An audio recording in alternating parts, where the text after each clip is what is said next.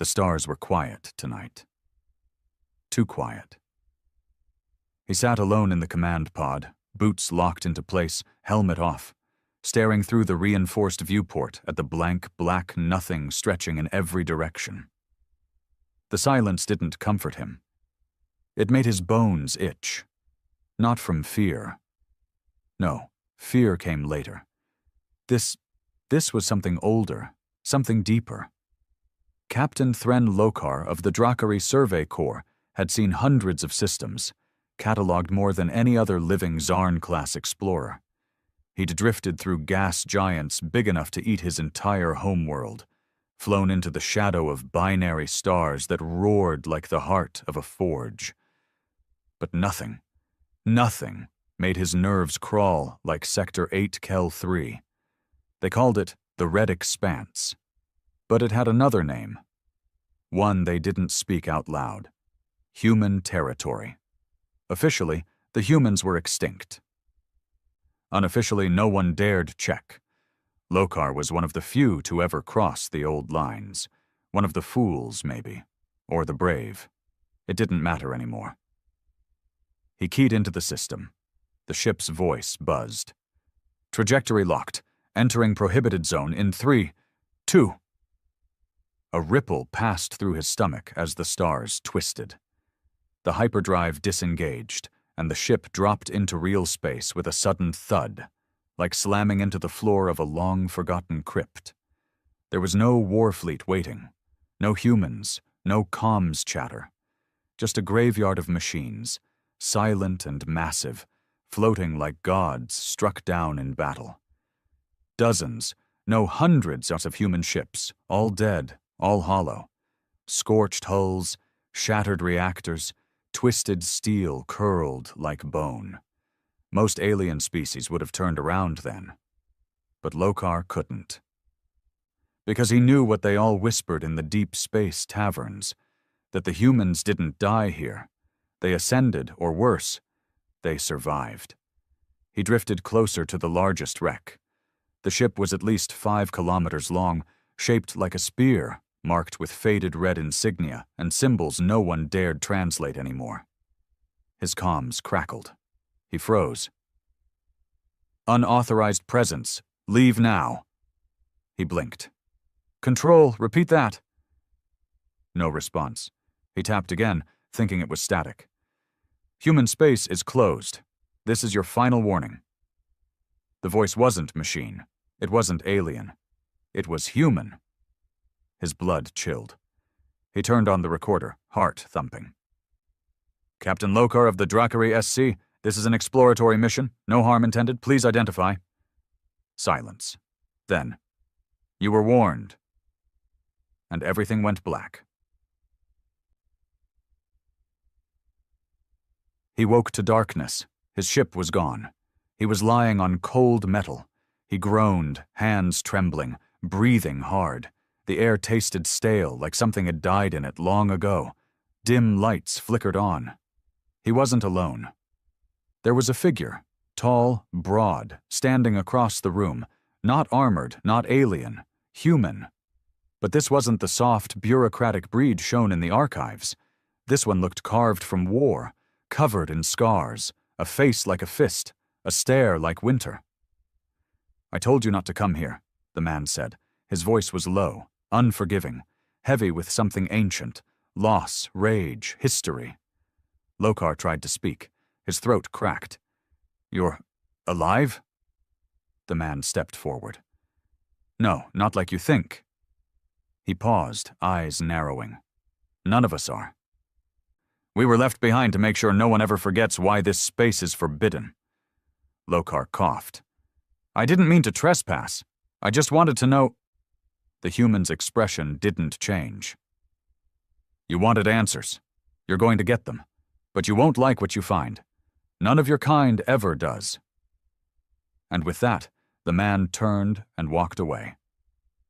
The door slammed shut behind him, and the stars, far outside this place, whispered nothing at all. He didn't know how long he lay there. Time felt loose, like it had been cut free from the walls. No ticking, no hum of power conduits, no ship's AI pinging in his ear, just that same stale air and the fading echo of heavy footsteps. Thren Lokar had never felt this kind of silence before. The Drakari didn't have myths. Their culture thrived on data, on proof, on structure. They documented everything. They cataloged anomalies, tagged ruins, dissected legends. They turned gods into footnotes. But this place, this was not made for understanding. He sat up slowly, every muscle tight. His ribs ached. Head was still swimming. He ran a diagnostic pulse through his suit. Nothing. The interface was dead. His tech was gone, stripped like they were preparing him for some ancient ritual. The room was small, metal, built with angles he didn't understand. Not Zarn, not Drakari, not Shalorn or Vek. It was utilitarian. No symbols, no signs of comfort. But what struck him most was how old it felt. Not rusted, just ancient. Like it had existed before time was measured. He forced himself to his feet, pacing slowly. His boots echoed.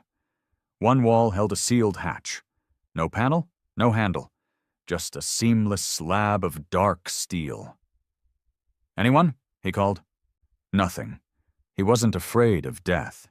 He was afraid of being forgotten. The Drakari believed in legacy through discovery. What was a life if not an accumulation of revelations? He approached the hatch and pressed his palm against it. Cold, unyielding. He gritted his teeth, about to pound on it, when suddenly it hissed open. A man stood there again. The same one. Taller, up close. Maybe 2 meters, built like the kind of soldier who didn't train in simulators but carved survival into his skin. His eyes were cold, distant, sunken deep into sockets that held too many memories. A faint glow lined his collar. Nanotech, probably old Earth design. He stared at Lokar without blinking. "Follow me." It wasn't a request. Lokar hesitated, then obeyed. What else was there? They walked through a corridor lit only by dim red lines in the floor. No windows. The air got warmer the further they went, like the ship, or station, had a pulse. "How long have you been here?" Lokar asked. The man didn't turn. "Longer than your people have had spaceflight." "You're human?" A slight nod. "I thought—" "You were told we were extinct," the man said flatly. "You were told a lot of things." Lokar frowned. "So what's the truth?" They stopped walking. The man turned, face hard. "The truth is what they buried. The truth is why this place is forbidden. You're standing in the graveyard of the most dangerous species the galaxy ever encountered." Lokar's mouth went dry. "And we didn't die out," the man added. "We left." "Left?" Lokar echoed. "Where?" "Farther than any alien empire ever dared to look." He gestured, and the wall slid open. A massive chamber unfolded in front of them. Lokar's breath caught. There were hundreds of cryopods, or something like them, lining the walls in perfect formation. Above, a domed ceiling shimmered with constellations, all warped slightly, distorted. He realized with a shock. These were star maps from a different time. The stars were younger. "This was our fallback," the man said quietly. "After the final war, after Earth was turned to glass, after the alliance of species decided humans were too dangerous to exist." Lokar turned toward him, stunned. "That's not in any records." "No," the man said bitterly, "because your records were written by the victors, or so they thought." He started walking again, and Lokar followed him down a grated path between the pods. They used every fleet they had. Drakari, Zarn, Velari, even the Skirn. They surrounded Earth. Told us to surrender or be wiped out. "And you fought?" The man's lip curled. "We didn't just fight. We reminded them why humans were feared in the first place." He stopped by one of the pods. His hand brushed against it with surprising gentleness. You see, what none of them understood was that humans don't evolve through peace. We evolve through war. Every time they pushed us, we pushed harder. Every war made us smarter, crueler, better at surviving. Lokar stared at the pod. What's in these? The man looked at him. Us. You? The last generation of warborn, the ones bred for the final stand. When Earth fell, a portion of us were ordered to disappear, to vanish. Sleep? Wait. For what? The man's eyes burned. For the galaxy to forget, and then remember. Lokar swallowed hard. That's why this sector is forbidden? The man nodded. They couldn't kill us all, so they made this place taboo, told every species to stay away, whispered about curses. Fear does the job better than guns. And you just stayed here? Until someone crossed the line. The words hung heavy. Lokar felt a chill. You've been waiting for someone like me. No, the man said. I've been waiting for someone like you to be stupid enough to bring others. Lokar's eyes widened. He took a step back. I didn't tell anyone. You didn't have to. The man tapped a panel on the wall. A holographic display lit up, showing a signal still pinging from Lokar's last active survey drone, left behind before blackout. Your tech didn't shut off like you thought. You broadcasted coordinates. Long range. Lokar's stomach dropped. No, that wasn't intentional. It doesn't matter, the man snapped. The beacon's out there, and now others will come. He turned back toward the chamber. Now we have a decision to make. Lokar followed slowly. What decision? The man faced him fully. Do we erase the signal, kill you, and go back to waiting? A pause. Or do we wake the others, and finish what we started? Lokar's pulse pounded. You can't seriously be thinking of... You think this galaxy deserves peace? The man growled. You think the Drakari and their little science fleets deserve safety after what they did to Earth? After they called us monsters, burned our home, erased our children from history? He slammed a fist into the railing. They feared us, so they tried to erase us, and now they've grown soft, fat, comfortable. You know how many species rule now? How many trade routes cross our old systems? Lokar was silent. They forgot, the man whispered, and that's the worst crime. They forgot what we were. He stepped forward, voice low. But you've seen, you've heard the whispers. Lokar clenched his jaw. If you bring war back... War never left, the man said. You just buried it under trade treaties and plasma grids. The silence that followed was suffocating. Lokar looked up at the cryopods again, each one filled with a soldier older than most stars, weapons no one had seen in centuries, minds shaped in the dark, built to end civilizations. And he understood. This wasn't a tomb. It was a trigger. The man walked to a control panel, hovered his hand over the interface. The screen flickered to life. System. Deep sleep cycle, 97.6%. Stable status. Standby command awaiting execution. The man looked at Lokar. You opened the door, he said simply. Now the stars will remember what happened here. Lokar stared at the panel, at the pods, at the weight of history pressing down on his lungs, and he knew he had just lit the fuse. The screen glowed in front of them, cold, waiting, silent.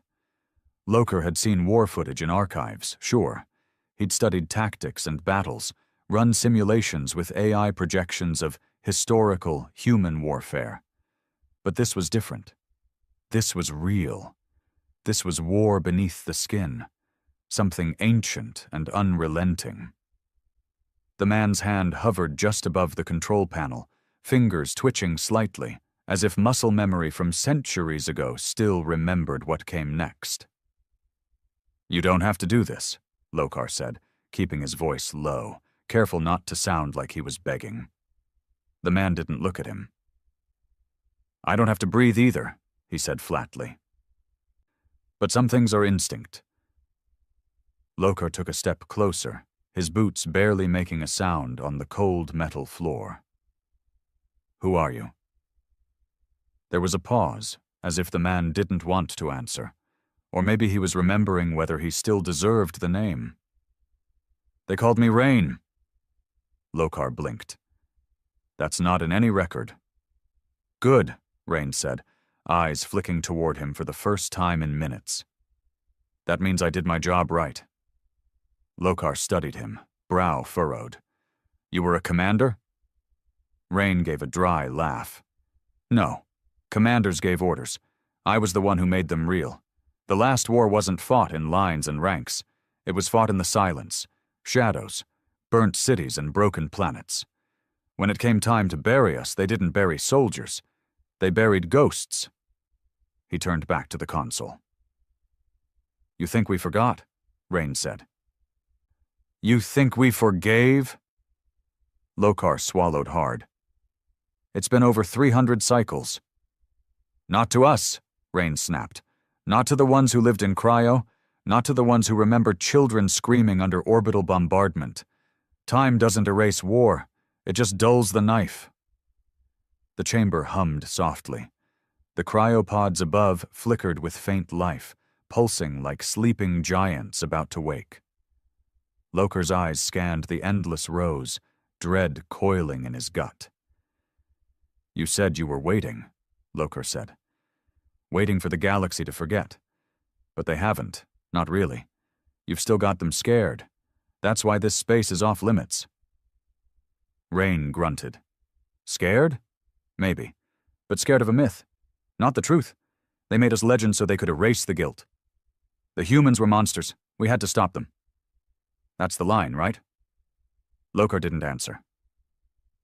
Rain turned slowly, his expression carved from stone. Tell me something, Drakari.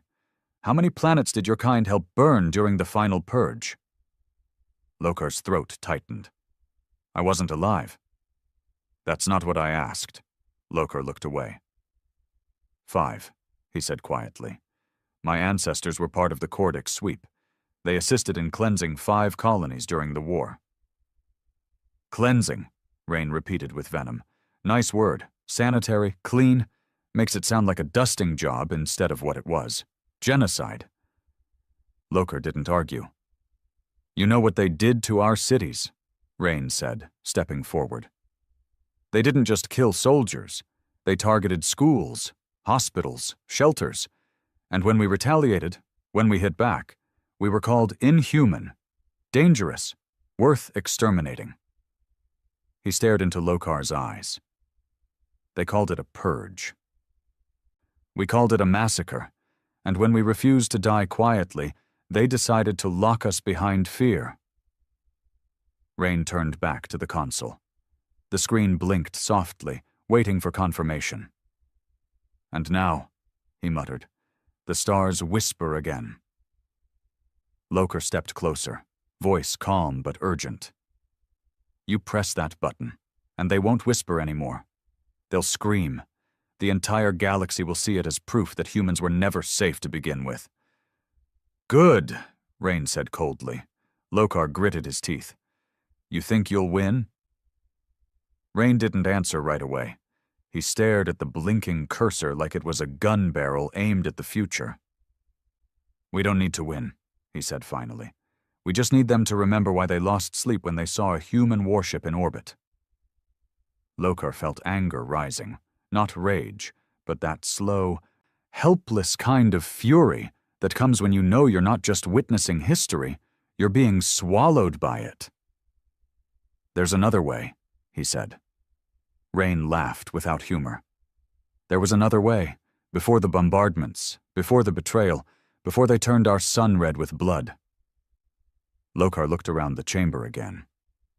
Why didn't you rebuild, reclaim? You had the tech, you had the warriors. Rain glanced over his shoulder. You don't rebuild from ashes, he said. You bury them, you wait, and then when the fire is needed again, you rise. He lifted his hand. Initiate wake cycle. Weishashtu. Lokar stepped forward. Stop. Rain hesitated. You want vengeance, Lokar said. I get it. Hell, you probably deserve it. But the ones who burned your world, most of them are dead. Long gone. Species have changed. Borders shifted. We're not the ones who did this. Rain turned, voice hard. No, you're the ones benefiting from it. Lokar opened his mouth, then closed it. He didn't have a defense. Because it was true. His people did grow rich trading along routes paved with the bones of lost worlds. They did pass down security bought with extermination. Rain stepped closer. Let me ask you something, Explorer. What would your people do if we returned? Lokar didn't answer. Rain pressed on. Would they welcome us? Apologize? Offer peace treaties? Lokar looked up. No, he said quietly. They'd panic, rally fleets, probably strike preemptively. Exactly, Rain whispered, because deep down they remember, even if they lie to themselves, even if they teach a sanitized version in schools. They remember what we did the last time we were provoked. He raised his hand again. Lokar didn't know what made him do it. Fear, desperation, instinct. But he lunged. His shoulder slammed into Rain's side, knocking the older man back. They hit the floor hard. The console beeped wildly. Rain rolled fast, surprisingly fast for someone just out of cryo. His elbow cracked into Lokar's jaw. Lokar grunted, twisted, grabbed the man's arm, and drove a knee upward. They grappled in silence. No screams, no threats. Just two men, ancient hatred between them. Sweat and pain and survival fighting to decide what the future would look like. Rain broke free, blood on his lip. He stood slowly, chest heaving. Lokar was on one knee, eyes burning. You think stopping me now matters? Rain growled. The signal's already out there, and they'll come. Curiosity always wins. And when they do, when they come poking around, thinking the myth is dead, he tapped the side of his head. We'll wake anyway. He walked to the console and punched a code. The screen blinked. Wake cycle. Delayed. Locked admin override required. Rain turned. You stalled it, he said. Lokar nodded. Long enough. For what? There was a low rumble beneath them. Deep, distant, rising like a heartbeat. Lokar smiled grimly. For them to realize their mistake. Rain stiffened. What did you do? I may not have had weapons, Lokar said, standing slowly, but I wasn't the only one monitoring this sector. My disappearance triggered a relay, one that would ping the Drakari High Defense Council if I didn't check in within 36 hours. Rain's expression darkened. You brought them here? No, Lokar said. You did, when you didn't destroy my ship's AI properly. When you let my beacon ping just long enough. The chamber lights dimmed. A new sound, not machines waking, but ships arriving. Rain looked toward the ceiling. They're here. Lokar nodded. Yeah, and now they know the whispers were true. Rain stared at him. You're not a scientist, not really. You came here to provoke this. Lokar's eyes hardened. I came here to find out if the nightmare was real, and to make sure the galaxy never makes the same mistake again. They stood there in silence. The air trembled. Outside, hundreds of vessels emerged from warp. Drakari, Zarn, Velari, each one aiming weapons at the void, ready for the second war. Rain turned back to the console. His hands hovered. You know what happens next? He asked. Lokar nodded. We wake them anyway. The lights above flickered again. Not with failure, but with purpose, a signal traveling through veins of forgotten technology buried beneath metal skin. From the walls, the hum deepened into a low vibration that pressed into bones and blood. The cryopods pulsed brighter. The slumbering warborn stirred. Rain stood by the console, his face cast in the pale blue light of the terminal screen, watching data stream across it like the final words of a civilization long buried. He didn't look at Lokar. Not yet. Outside, unseen but undeniably near, hundreds of Drakari warships began to take formation. They moved with the precision of a fleet trained for cold efficiency, sleek black hulls forming an orbital cage around the sector. No message came from them. Not yet. No shots fired.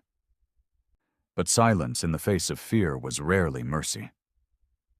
"They brought everything," Rain muttered, almost with amusement. "I see the Drakari haven't changed much, still overcompensating with their fleets." Lokar wiped blood from his lip, keeping distance now, breathing hard but steady. "You were hoping they'd come, weren't you?" Rain didn't answer immediately. He was reading something on the screen. His eyes scanned faster, lips moving slightly, as if the language of old Earth still lived behind his tongue. "Hope is for civilians," he said at last. "I knew they would come. Fear always calls to fire." Lokar took a cautious step forward. "Then what are we doing here, Rain? If you wanted to restart a war, you've got your chance. They're up there. You could wake your army and go out in a blaze of vengeance, but you haven't." "Why not?" The question hung like a blade between them. Rain looked up, eyes suddenly unreadable. "Because it's not enough." Lokar blinked. "Not enough?" "I didn't come back to fight," Rain said. "I came back to remind, to hold a mirror to the species that thought it was civilized after wiping out an entire planet." He tapped a command, and a portion of the wall beside them slid open. Lokar flinched, hand instinctively reaching for a weapon he no longer had. But no soldiers emerged, no drones, just a table, a simple steel slab. On it rested a thin device, almost ceremonial. "What is that?" Lokar asked. Rain walked toward it. "This is everything," he said. "The records they tried to erase, the true history, not the archived lies your kind teaches. The logs from Earth's last stand, civilian transmissions, orbital black box footage, ground footage from the glassing of the southern hemisphere." He picked up the device carefully. "The truth," Rain said, "and I'm going to give it to them." Lokar narrowed his eyes. "You're bluffing. You're going to broadcast it." "To every ship above," Rain said. "And not just them. This station still has a long-range pulse array buried in its core. The moment I send this, the message will echo through every comm relay within 2,000 light-years. Everyone will know what really happened, what was done, who did it." Lokar felt his chest tighten. "You want them to feel guilt?" "I want them to feel what we felt when the sky burned," Rain said coldly. A small vibration passed under their feet. The station was waking faster now, old systems roaring back to life, not all of them friendly. "You think they'll believe you?" Lokar asked. "They'll see it, and they'll know," Rain replied. "Even if they lie out loud, the truth will live under their skin." Lokar paused. "And then what?" Rain gave a small, bitter smile. "Then I give them a choice. Leave this sector, forever. Seal it again, not in fear of legends, but in shame of truth, or they try to take it.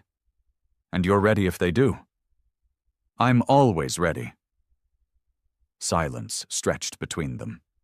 The weight of centuries balanced on the edge of a dying man's plan and a younger one's hesitation. Above, the Drakari fleet began to hail the station. Rain walked to the center of the chamber and gestured. A projection shimmered to life, a full 3D map of the surrounding space. Lokar recognized the Drakari destroyers first, then the Velari heavies. A few Zarn stealth units pinged on the edges. It wasn't a fleet. It was an armada. Rain looked over at him. "You want to speak for them?" he asked. "You want to beg for peace, Lokar? Then go ahead. Let's see what they have to say." Lokar hesitated, then nodded. "I will." He stepped toward the console and activated the comm. A blinking icon showed a direct channel to the flagship. Drakari High Command, Lokar said clearly. This is Captain Thren Lokar of the SC survey vessel Winds here, speaking from within the human zone. I am alive. I repeat, I am alive. I am in contact with a survivor. There was a long pause. Then a voice crackled through. Captain Lokar, this is Admiral Neth Thoron. You've violated Galactic Regulation Code 17 Alpha by entering a blacklisted zone. Prepare for extraction and immediate containment. Containment? Lokar replied. Admiral, listen. The humans? You've made contact, the Admiral interrupted. We're aware. Sensors confirm anomalous activity from a dormant station. This is a Category 1 emergency. You are not authorized to negotiate. Extraction in 22 minutes. Any resistance will be neutralized. The signal cut. Lokar stared at the console, heart sinking. They're not going to listen, he said. They never did, Rain replied. The lights above turned red. Another message blinked onto the screen. External targeting lock detected proximity strike incoming. Rain didn't flinch. They're preparing to fire on the station. They think you're waking a threat, Lokar said. They think you're reactivating human war tech. I am, Rain said calmly. But not to attack them. Not unless they strike first. He walked to the center of the chamber again, raised the broadcast device above his head, and inserted it into a recessed panel. The chamber lit up with blue light. Broadcast initialized encryption override data link to nearby relays. Message distribution, unrestricted. A moment later, dozens of holographic displays appeared around them, footage long buried.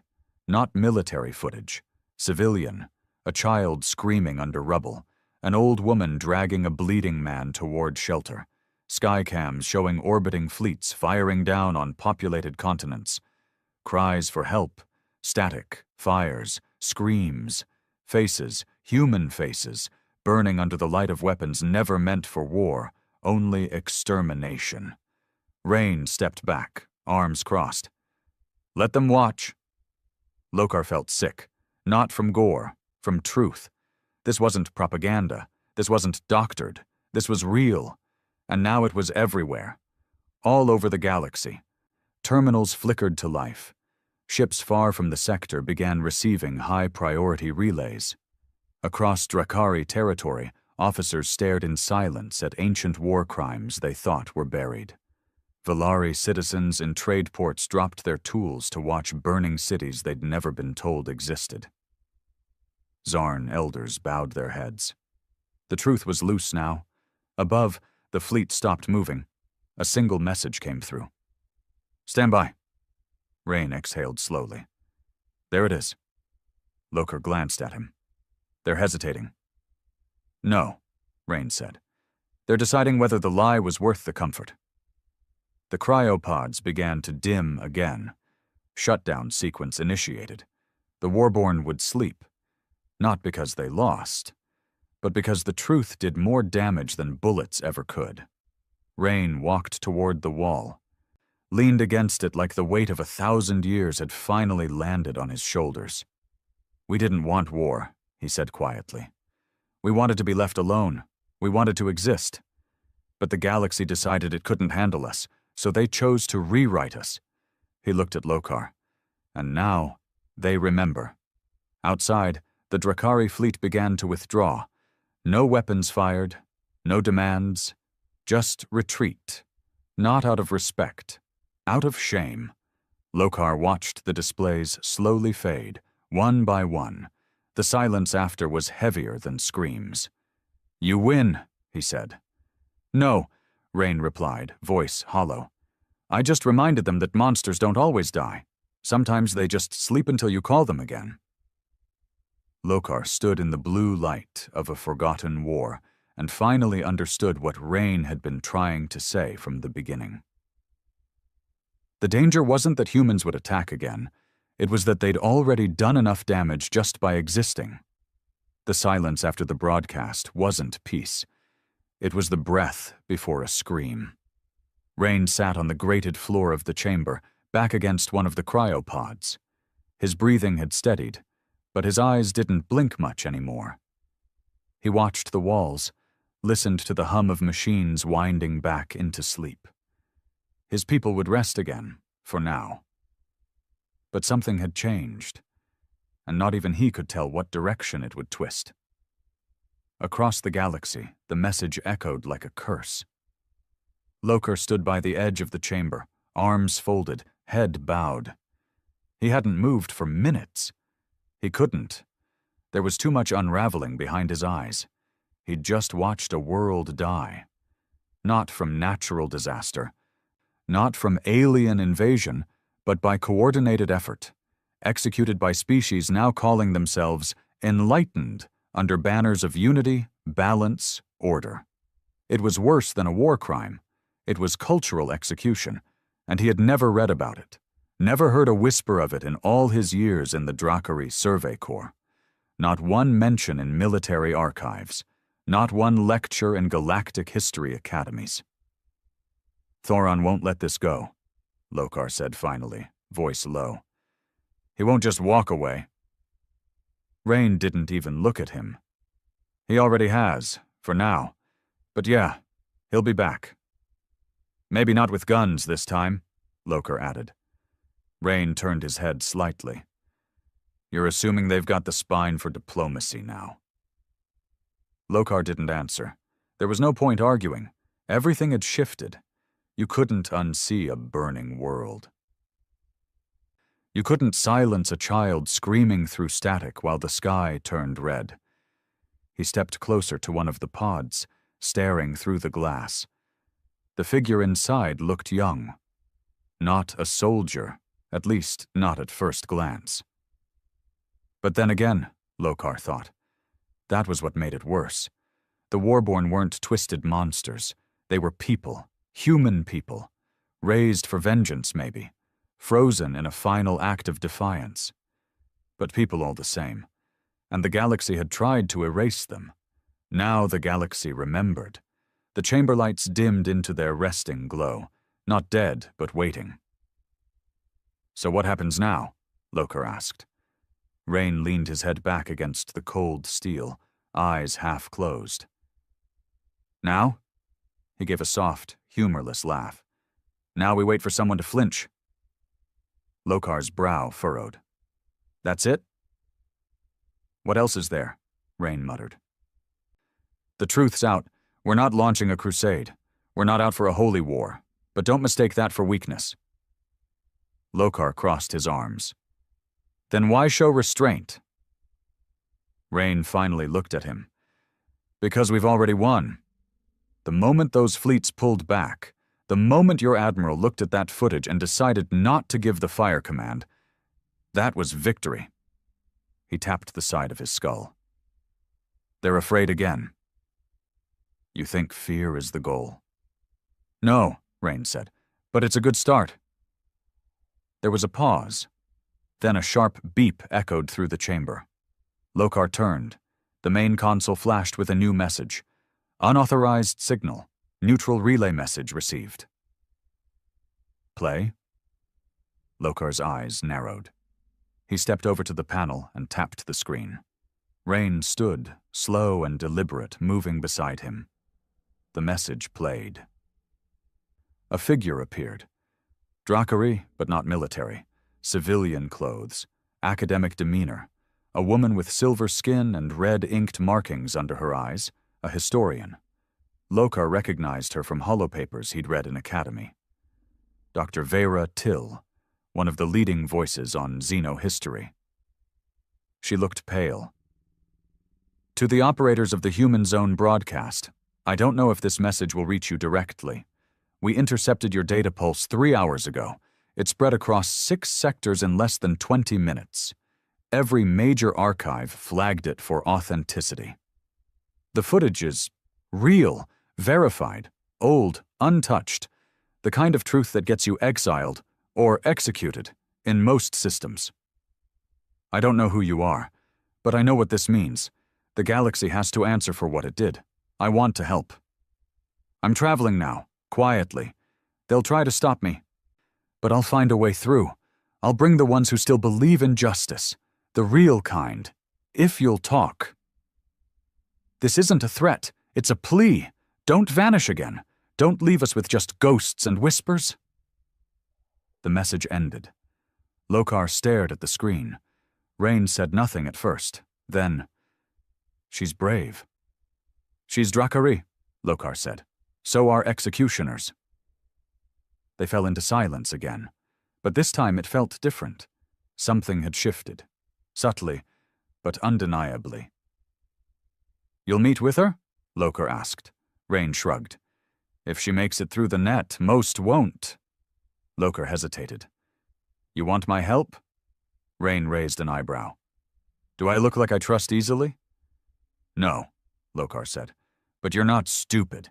You know if they try to erase this again, they'll send more than diplomats. They'll send black ops. Or worse." "They already have," Rain muttered. Lokar stiffened. "What?" Rain walked toward a side door, hand on a sensor. The metal slid open to reveal a narrow hall, darker than the others. Rust lingered here. Dust. Age. But there were signs of recent movement, prints, bent panels, a trail of disturbance that hadn't settled yet. "Someone else came through here before you," Rain said. "Weeks ago, maybe longer. Found part of our systems before I got back. Tried to decrypt them. Maybe to steal, maybe to destroy. Hard to say." "From where?" "Unknown," Rain replied. "They didn't leave ID tags, but they moved like people trained in quiet work. Professional. Efficient." "You think they're still here?" "I think they left a back door." Lokar felt the chill return. "You think this isn't over?" Rain turned, dead-eyed. "This?" He waved a hand at the chamber.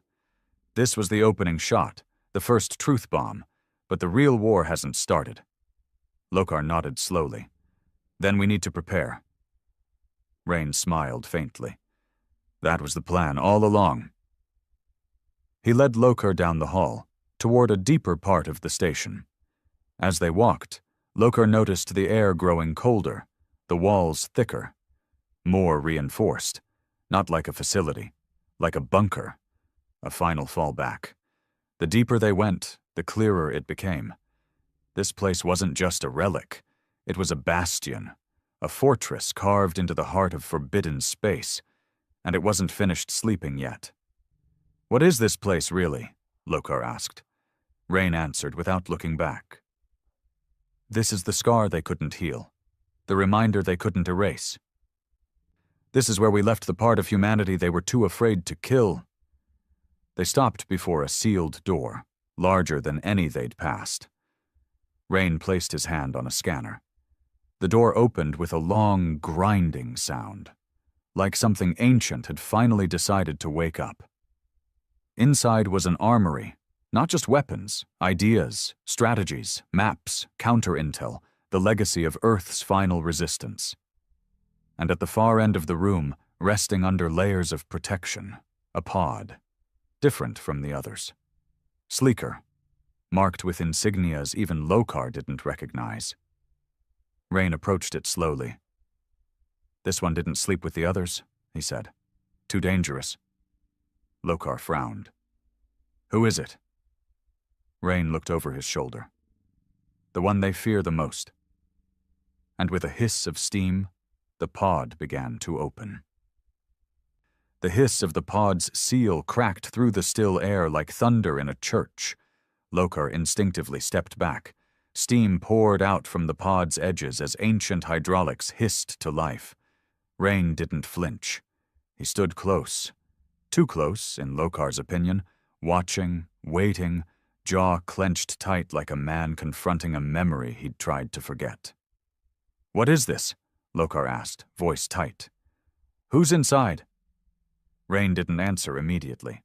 His eyes were locked on the interior of the pod, the soft light now illuminating the occupant. Lokar stepped forward cautiously. Inside lay a man, mid-30s in appearance, muscular but lean, his skin pale from centuries of cryo. There was a jagged scar running down his left cheek, though Lokar could tell it hadn't been made by any standard blade. The man's chest slowly began to rise and fall, breath returning like the crawl of a storm. Rain murmured under his breath. He's still intact, still breathing. Lokar's pulse jumped. You said this one didn't sleep with the rest. He didn't, Rain said. He wasn't meant to. Lokar turned to him. Then why was he here? Because even among us, Rain said quietly, some were worse. The pod lights flickered, and with a final sigh of pressure release, the lid slid open fully. The man inside opened his eyes. They weren't glassy or disoriented. They were sharp, locked, immediately aware, the kind of eyes that didn't forget anything, even in sleep. Lokar met them briefly, and regretted it. He felt seen, like this man had already read him, dissected him, figured out where to break him if needed. The man sat up slowly, cracking his neck. How long? He asked, voice deep, hoarse. 312 cycles, Rain replied. The man turned to look at him. Recognition flared. You brought me back. I didn't have a choice, Rain said. It started again. The man stood, fully upright now, towering slightly over Rain, his frame lean but predatory. The kind of man who didn't need an army. He was the weapon. Who's this? The man asked, nodding toward Lokar. Drakari explorer, Rain replied. He crossed the line, helped delay the purge. The man studied Lokar in silence. Lokar met his gaze again, resisting the urge to look away. Something in him, pride maybe or stupidity, refused to flinch. You believe in peace? The man asked. I believe in truth, Lokar replied, and the cost of pretending it doesn't matter. The man smirked, but it was empty. That'll get you killed quicker than most lies. He looked back to Rain. You send the broadcast? Yes. Response? Silence. Fear. One historian reached out. The rest, they're watching. The man cracked his knuckles. Good. They should watch. They should watch everything. Lokar finally spoke. You've got a name? The man turned, giving him a long stare. I had one. Lokar waited. After a moment, the man said simply, They used to call me Wraith. Lokar frowned. That's not a name, that's a title, Rain said. One he earned. Wraith began walking the perimeter of the chamber, taking in the cryopods, the dimmed lights, the empty silence. His boots echoed softly, like each step marked time ticking down. You shouldn't have woken me, he said finally. This wasn't supposed to be my war. It still isn't, Rain said. Wraith stopped. Is it not? He gestured around. Because I see them sleeping. I see the armada up there. I see Drakari fleets twitching to press the launch key. I see betrayal again. We haven't fired a shot, Lokar said. Wraith turned sharply. You erased our history. You sterilized our extinction into doctrine. And now, you come here with empty hands asking for explanations like none of that happened. I didn't write that history, Lokar replied. But you benefited from it, Wraith growled. All of you did. Trade routes, safe spaceways, expansion into former Earth colonies. Your species bathed in our ashes and called it progress. Lokar didn't argue. There was nothing to say that would hold up under the weight of centuries of silence. Rain stepped between them. He's not the enemy, Wraith. He helped stall the assault. Helped get the message out. Wraith's eyes narrowed. You trust him? No, Rain said, but I trust his fear. It's honest. Wraith's gaze shifted again. Fear isn't enough. He walked back toward the central terminal, tapping a few commands. The screen blinked to life. Star charts appeared. Movement patterns. Signals. a web of transmissions still bouncing across the galaxy in response to the human broadcast. He zoomed in. "There," he said, pointing. "That's the wormhole relay path, the Drakari signal jump. That's how they're going to bring in reinforcements. They're stalling, not because they're retreating, because they're gathering." Lokar frowned. "You don't know that." "I don't guess," Wraith said coldly. "I read patterns.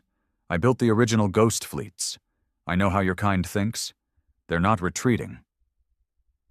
They're preparing to erase us again, this time cleanly." Rain moved beside him. "You think they'll make a second move this soon?" "They can't afford not to," Wraith replied. "Not after this. The footage is too raw. The panic is already spreading. They either control the narrative, or we do." Lokar shook his head. "Not all of us are murderers." "But your silence made you accomplices," Wraith snapped. He tapped again. Another projection unfolded. The Valari Accord, signed only 2 cycles after Earth fell. In it, 6 dominant species divided former human territory, citing reclamation and security concerns. Lokar had seen the treaty before, but never under this light, never while standing in the ruins of those they'd claimed. "What do you want?" Lokar asked finally. "To make them pay?" "No," Wraith said, still staring at the screen. "To make them remember, and then make them choose." "Choose what?" "To either keep pretending," Wraith said, turning toward the cryopods, "or deal with the fact that humanity doesn't die quietly." The lights above flickered again, deeper red. A warning pulse. Lokar turned to Rain. "What is that?" "Proximity breach," Rain said. "Someone's coming in close, not Drakari, no transponder." "Cloaked?" "Likely." Wraith smiled. "They're coming to erase the message at the source." Lokar's jaw clenched. "How many?" Rain looked at the data feed. "One ship, small, but it's heading straight for the station's core relay." "A team," Wraith said. "Fast, specialized, probably Black Ops, not official. They'll try to disable the station and wipe all remaining copies." "Can we stop them?" Lokar asked. Wraith was already moving. "We don't stop them. We show them what they came looking for." He walked to a nearby case and cracked it open. Inside was a weapon, sleek, matte black, and wicked. It didn't hum. It didn't glow. It simply existed with purpose. Rain followed, arming himself as well. Lokar stared at them. "I'm not a soldier." "No," Rain said, tossing him a sidearm. "But you're here now." The air changed before the station sensors even confirmed the breach. It was instinct, the old kind, born before planets were named or fleets were formed. Lokar felt it in his bones, a pressure, a tension, like the walls themselves were holding their breath. The console flashed red. "Warning, internal perimeter breach. Sector 3, unauthorized presence detected countermeasures." Offline. Rain glanced at Wraith. "They got in fast." "They didn't come to talk," Wraith said, already moving. His rifle slung low across his chest, boots making no noise as he stalked toward the exit corridor. Lokar followed, slower, his grip unsure on the sidearm Rain had tossed him. He hated the feel of it, not because it was human tech, but because it felt comfortable in his hand. Like violence had always waited somewhere behind his science. They moved as a unit. Rain took point, Wraith flanking left, Lokar trailing behind, eyes darting. The station's old defense system, if it ever worked, was silent. The invaders had bypassed it, likely years ago. This wasn't a mission. It was a cleansing. Measured, surgical. The kind of operation you send not to kill people, but to erase ideas. They reached the first junction. A thin mist drifted through the corridor, coolant leak from somewhere above. Footprints marked the floor. Black-suited boots. Heavy, military. 6 pairs. Minimum. Wraith knelt by the edge of the path. He dipped 2 fingers into a smear of grease near the wall. "Valari composite boots," he murmured. "Not Drakari. Hired hands." Lokar frowned. "Why would the Valari care about this?" Rain responded first. "Because half of old Earth's colonies are now under their cultural reclamation programs. They have more to lose from the truth than anyone." Wraith looked at him, and more to gain by silencing it. He stood and motioned left.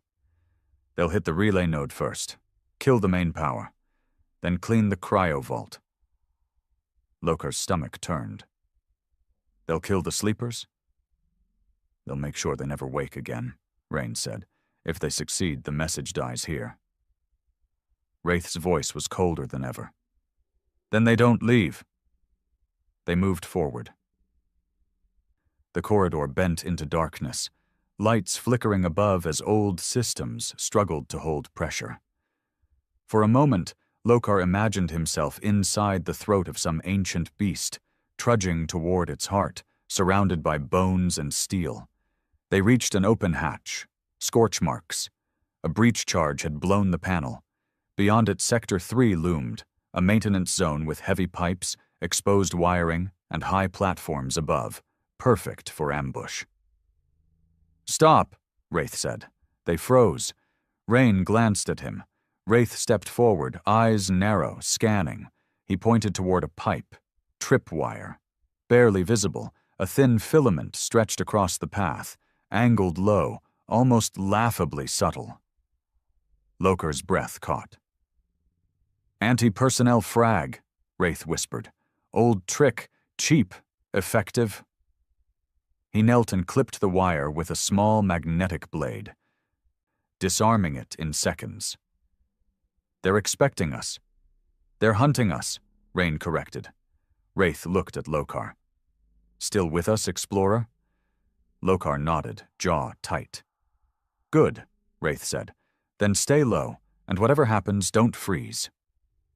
They entered the maintenance hall, and it erupted. The first shot came from above, a sharp, hissing plasma bolt that grazed the wall beside Wraith's head. He dove forward, rolled, and fired upward in the same motion. A scream. Something heavy fell from the platform. Rain ducked behind a pipe, returned fire toward the shadows. Lokar hit the floor, gasping. Another bolt tore past. Metal sizzled. A pipe burst near his shoulder, spraying steam. He scrambled, heart hammering, barely aware of where the enemy even was. Wraith was already gone, moving like smoke between obstacles, his rifle barking short. Brutal shots. No bursts, no spray. Every pull of the trigger meant someone died. The air filled with shouts in Valari. Lokar recognized tactical terms. They were trying to flank. Wraith dropped one, then another. Both shots center mass. Rain barked, "2 on the upper platform, right side!" Lokar turned, saw movement, fired. The shot missed. The return didn't. A bolt slammed into the wall beside him, sparks exploding in his face. He fell back, coughing. Wraith vaulted up a ladder, didn't use a second shot, just grabbed the man and threw him down. The scream ended in a sickening crunch. Rain moved beside Lokar. "You hit?" "No," Lokar gasped. "I'm fine." "You sure?" Lokar nodded, shakily rising. "Yeah," Rain grunted. "Good, because we're not done." Suddenly a sharp whine filled the air. "EMP charge!" Wraith shouted. Too late. It detonated mid-air, a white pulse that knocked out the lights, fried local power, and turned every system in a 50-meter radius to slag. Lokar's suit shut down. His visor dimmed. He dropped his weapon. Cold, dead, useless. Darkness swallowed the hall. Then came the sound of boots, close. Wraith moved like a ghost. Lokar couldn't see him anymore, but he could hear. The thump of a body hitting metal, the gurgle of a crushed throat, the scrape of a weapon sliding across the floor. A beam of red light flickered through the dark. Rain grabbed Lokar's shoulder, yanked him down behind cover. A voice echoed, "Valari, your history dies here. Surrender now." Silence. Then Wraith's voice, quiet, unshaken. "You first." Gunfire. Not plasma, not energy. Kinetic. The kind you feel in your bones. A body fell beside Lokar. Face down, helmet cracked, red leaking from beneath. Rain moved fast, recovered a second weapon, handed it to Lokar. "Old tech," he said.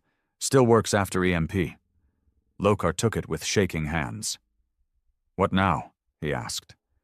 "We finish this," Wraith said, emerging from the dark like death given shape. Blood streaked his arm, not his own. His rifle glowed faintly with heat. "Two left," he said. "One's limping." They moved fast now, no time for hesitation. Lokar pushed past fear. He didn't try to be brave. He just tried not to slow the others down. They reached the relay room. The door had been forced. The control hub was partially destroyed, panels sparking. One of the Valari operatives lay slumped against the wall, chest torn open. The last one stood at the center, holding a charge. Wraith raised his rifle. The Valari agent hesitated. "You're already too late," the man said. Wraith didn't blink. "No, you are." The rifle barked once. The man's body dropped. Rain rushed to the console. "Systems fried," he said, "but the core's intact." Wraith knelt beside the charge. "Remote trigger, sloppy." He disabled it, then stood, wiping his hands. Lokar looked around the room. The smoke, the blood, the silence that followed. "They really wanted this place gone." "No," Wraith said. "They wanted it forgotten. There's a difference." Rain exhaled slowly. "We need to move fast. The next wave won't be small." Wraith turned to Lokar. "You still with us, Explorer?" Lokar nodded. His hands were shaking, but his voice didn't crack. "Yes." Wraith looked at him, really looked, and for the first time nodded with something close to respect. "Then let's make sure what happened here doesn't vanish in fire." The cleanup was quiet. Not clean, nothing about war ever was, but efficient. Rain and Wraith moved through the bodies like men who had done this before, marking each kill with cold eyes and calm hands. Lokar stayed behind, watching the corridor, ears straining for the sound of boots, ships, whispers. Anything. But there was only silence. Even the air in the station had gone still, like the structure itself was holding back breath. Wraith dragged the last operative's corpse into a sealed hatch and keyed the manual lock. "No identifiers, no rank, no unit tags," he muttered. "Just black suits, black orders, and a blank file." "Wipe crews," Rain said. "I've seen them before. Not official, not even ghosts, just erasers." Lokar leaned against the wall, still clutching the old kinetic sidearm Rain had handed him. His knuckles were white. The adrenaline had started to drain, and now the shaking returned. Not from fear, but from something worse. Realization. "These weren't soldiers," Lokar said quietly. "No," Wraith answered. "They were cleanup." Lokar looked at him. "They didn't come to kill you. They came to make sure the message doesn't spread any further." "They failed," Rain said. Wraith wasn't so sure. He crossed the room to the central relay, kneeling beside it. The charge they'd disarmed was crude but effective, a compact plasma destabilizer, designed not to explode, but to melt circuits beyond salvage. "Their mission wasn't to stop the message," Wraith said. "It was to make sure there was no more message, no future signals, no more data dumps." Lokar moved beside him. "The core's still intact." "Barely," Rain replied, joining them. "But it's not safe anymore. One more hit and we'll lose all power. If the cryobeds shut down, the warborn die in their sleep." Lokar's stomach turned. "That can't happen." "It will," Wraith said bluntly. "If we wait, the next strike won't be 6 men and a quiet boom. It'll be fire from orbit. They'll burn this entire station to plasma if they think we're awake down here. Rain stood, folding his arms. We're out of time. Wraith didn't move. He stared at the relay, then turned slowly toward Lokar. You said you believe in truth. Lokar nodded. I do. Even if it costs you everything? A pause. Yes. Wraith stepped forward. He wasn't a big man, but when he moved, it was like gravity shifted with him. Then listen carefully, he said. This place, this station, is a relic, a symbol. It's not a weapon anymore. But the ones in those pods? He gestured toward the cryo chambers in the next corridor. They are. Lokar didn't argue. I know. You said your people won't fire, that they're afraid. They are.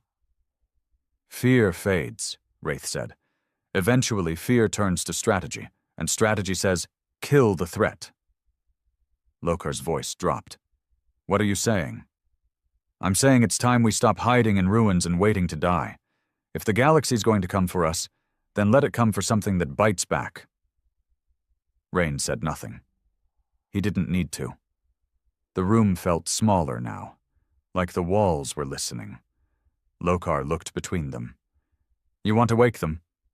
Wraith nodded. They've slept long enough. That wasn't the plan. It was always the plan, Wraith said. You just didn't know it yet. Lokar took a step back. You wake them, he said slowly, and you don't just restart a war. You end every single chance we've got to fix this with dialogue. You erase the bridge before it's even built. There was never a bridge, Wraith growled. There was only a grave. Rain finally spoke. He's not wrong, Lokar.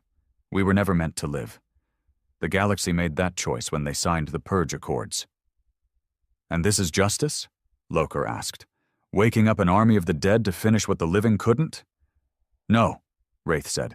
This is memory. This is a warning you don't get to silence. The lights flickered again. Emergency power only. Outside the station, Lokar knew the Drakari fleet was still there. Watching. Waiting. Maybe their guns were still cold. But how long would that last? I made contact with the historian, Lokar said. Dr. Till, she's coming. She has influence. Wraith shook his head. She'll never make it through the blockade. She'll try. And if she does? Wraith challenged. What then? You think the council listens? You think the Volari, the Zarn, the rest? They'll all bow their heads and apologize? No, Lokar said, but it's a start. Wraith's eyes burned. We don't get starts, he said. We get cleansing fires and forgotten names. That's what we get. The silence that followed was a battlefield. No one moved. Then Rain said quietly, There's a third option. Both men turned to him. Rain walked slowly to the cryo vault, placed a hand on the control panel. We don't wake them all, he said. Not yet, we wake one. Just one. Wraith frowned. You want a scout? No, Rain said. I want a witness, someone who remembers the end, someone who can speak for the rest. Lokar's voice was hoarse. That still means breaking the seal. Yes, Rain said, but not for vengeance, for a warning. He turned to Wraith. You said it yourself. The message wasn't enough. But a survivor? One who remembers the last breath of Earth? That's the piece they can't erase. Wraith stared at him, then at the pods. You know which one? Rain nodded. They moved down the corridor. Lokar followed, heart thudding again. This time not from fear of death, but of what might live again. The selected pod was near the center. Bigger. Heavily reinforced. Its surface was carved with worn-out human glyphs, old Terran dialect. Lokar couldn't read them, but he could feel the weight of it. Name? He asked. Rain glanced at the panel. His code was Lumen 9, he said, but his name was Aaron. Wraith raised an eyebrow. He made it in? Rain nodded. Last evac ship. He lost his whole battalion in the Battle of Red Sky. Loker swallowed hard. He's not going to be stable. No, Rain agreed. But he'll be true. He placed his palm on the interface. It scanned, accepted. The pod hissed. Steam spilled again, thick and hot, as locks disengaged. Loker stared through the glass as the shape inside began to move. A man. Younger than he expected, face rough with old scars, chest marked with faded tattoos, military, resistance, something else. His fists were clenched even in sleep. And then, like thunder behind his ribs, his eyes opened, dark, focused, and angry. Wraith stepped back. Now we see how much the past remembers. The pod opened. Aaron sat up, blinked. Then, in a voice ragged from centuries but still full of fight, he said, "Who the hell pulled me out?" Rain stepped forward. "Welcome back." Aaron looked around. "Where are the others?" "Still sleeping." Aaron's fists curled. "Why am I awake?" Rain didn't flinch. "Because they're coming. Again." Aaron's jaw tightened, and slowly, a dark smile cut across his face. "Then let's remind them why they ran the first time." Aaron's first breath was fire. His lungs burned like they'd been filled with ash and gunpowder. He coughed hard, bent forward, knuckles white on the edge of the cryopod, as the chamber's warmth tried to soothe flesh that had slept through centuries. "Easy," Rain said, standing close. "Let your senses catch up." Aaron ignored him. His eyes scanned the room. No softness, no trust, just calculation. The kind of look that came from men who'd watched worlds die and lived to tell the worst parts. He spotted Lokar last, the only non-human in the room, and his jaw tensed immediately. "Who the hell is that?" he rasped. Rain answered before Lokar could speak. "Drakari Explorer. Not an enemy, for now." "For now?" Aaron echoed, climbing fully out of the pod. He was shirtless, feet bare on cold metal, but the power in his body was unmistakable, like a coiled wire stretched too tight. His arms were covered in scar tissue and worn ink, kill counts, battle zones, fallen units. Loker took a careful step forward. "My name is Thren Lokar. I'm not military. I was sent on a survey. I didn't know this place was still active." Aaron stared at him like he was a puzzle made of lies. "And now that you know?" "I helped them stop a Black Ops team from wiping this place out. The truth's already out. The message has spread across 6 sectors. I'm not here to bury anything." Aaron narrowed his eyes. "You'll forgive me if I don't clap for that." Rain tossed a thermal shirt from a supply locker. "You're not here to fight him, Aaron. You're here because the galaxy's waking up." Aaron caught the shirt, pulled it over his head, then flexed his hands. "So it's happening." Wraith stepped forward. "We're close, but not loud enough yet. You're the first. You speak for the rest." Aaron looked toward the cryovault. His face shifted, something between reverence and fury. "How many still sleeping?" 483, Rain said. Aaron's jaw clenched. Lokar watched him carefully. "You were at Red Sky?" Aaron turned sharply. The look he gave Lokar was pure, frozen history, the kind of glare that made even a trained diplomat forget the line between past and present. "I was the last man off the ground," Aaron said. Silence. He moved slowly toward a bench, sat down, resting his forearms on his knees. "You ever watch a planet scream?" he asked.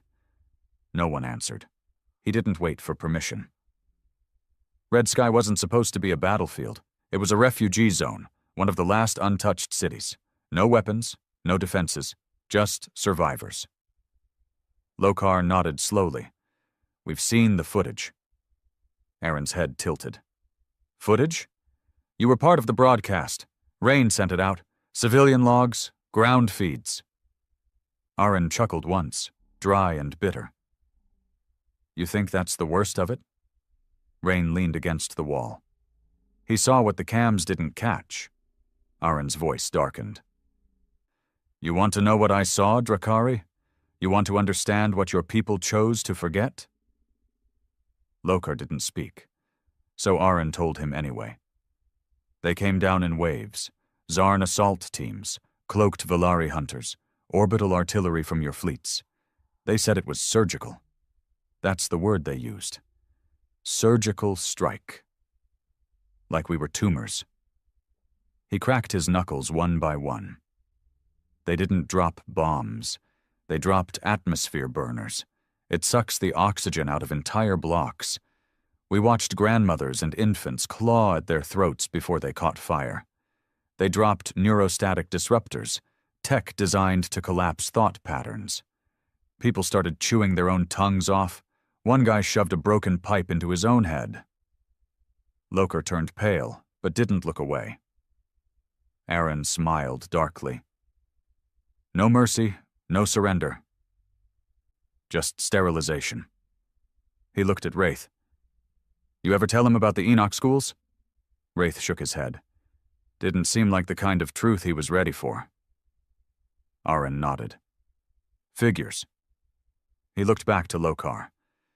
One of our last safe zones was an underground school system. 3,000 kids. We'd moved them there after the first orbital strikes. Drakari High Command said the coordinates were cleared for passage. We believed them. He stood again, pacing now. The motion didn't calm him. It churned his blood. The passage was a lie. They used it to get direct targeting info. Burned the complex in a 30-second plasma pulse. You ever hear children scream through metal? Lokar's throat worked, but no words came. Aaron stopped. That's what they erased. That's what your fleets did while your council called us dangerous. He walked over and pointed a finger in Lokar's chest. So don't stand there and tell me you're not military.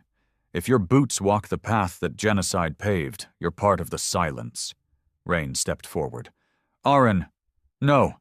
Aaron snapped. He needs to hear it, all of them do. Wraith crossed his arms. He heard it, he's still here. That calmed Aaron. A little. He backed off, breathing hard. Lokar swallowed. Why did you survive? Aaron looked at him, and for the first time, the anger softened, not into kindness, but into grief. I didn't, he said quietly. Not all the way. He rubbed his face, eyes suddenly heavy. I was buried under 5 meters of rubble. Woke up with both legs broken. Crawled out through fire. Everyone else was gone. He paused. Sometimes I think I died in there. This is just the part that got stuck. No one spoke. The room sat in silence, wrapped in a memory that refused to fade. Finally, Rain broke it. We brought you back for a reason. The message went out, but it's not enough. They're still circling, still deciding whether to silence this for good. Aaron nodded. I can speak, he said. But they won't listen. They might, Lokar said, if the right people get to you first. Aaron looked skeptical. Who? There's a historian, Dr. Vera Till. She reached out. She's coming here now. Through a fleet blockade? Aaron laughed. She better be flying a miracle. She believes the truth can shake the system. Aaron looked at him, then at Rain. Truth doesn't shake empires, he said. Fear does. Wraith smiled faintly. Then maybe you give them both. Aaron's eyes flicked towards the cryo-vault. You wake them all, he said. This sector won't be a memory anymore. It'll be a warning. We know, Rain said. And if they come back with fire? Wraith's voice was hard. Then we show them what we remember. Aaron stared at the ceiling for a long moment. Then he said, Give me a broadcast. Direct line to the fleet. Rain raised an eyebrow. You sure? I want them to see my face. Lokar stepped toward the console, activating the comm system. He linked it through the partial relay, weak, but enough to reach the nearest Drakari vessel. A screen lit up. Connection request received. Flagship Halvran's Edge. Admiral Thorin standby. Visual transmission requested. Rain nodded at Aaron. Aaron stepped forward, folding his arms across his chest. He didn't stand like a politician or a soldier. He stood like a survivor. Broken, burning, unbent. The screen flickered. Then the face of Admiral Thorin appeared. Sharp-jawed, severe, eyes like frost. He looked at Aaron, paused, then spoke. "You should not exist." Aaron smiled, but it didn't reach his eyes. Neither should the truth. Thorin leaned forward. "You're a relic, a weapon of a dead world." "And yet," Aaron said, "you're still afraid of me." Silence. Thorin's lip curled. "What do you want?" Aaron didn't blink. "I want the galaxy to know that Earth screamed, and I want every species that helped silence it to carry the sound like a curse in their bloodlines." Thorin's eyes narrowed. "Then you've chosen war." "No," Aaron said. "I've chosen memory." He leaned forward. "And that's always been more dangerous." The screen went dark. Rain stared at the blank monitor. "He's going to launch, isn't he?" Aaron nodded slowly. "They always do when they're afraid." Lokar turned to him. "Then what now?" Aaron looked toward the cryovault. "We wake the others." The station's heart began to beat again. It wasn't mechanical. Not really.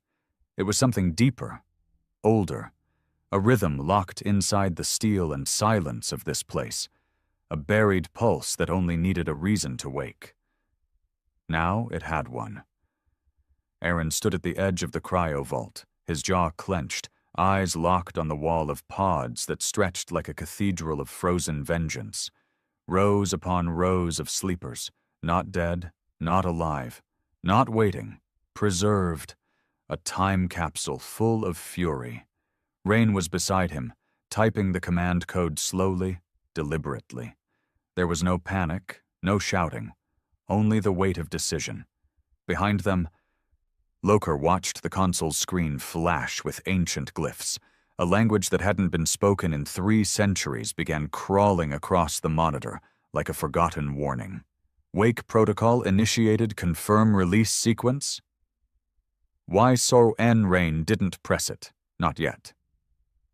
"We're past the edge now," he said, voice quiet. "No," Aaron murmured. "We left the edge the second the truth reached a screen."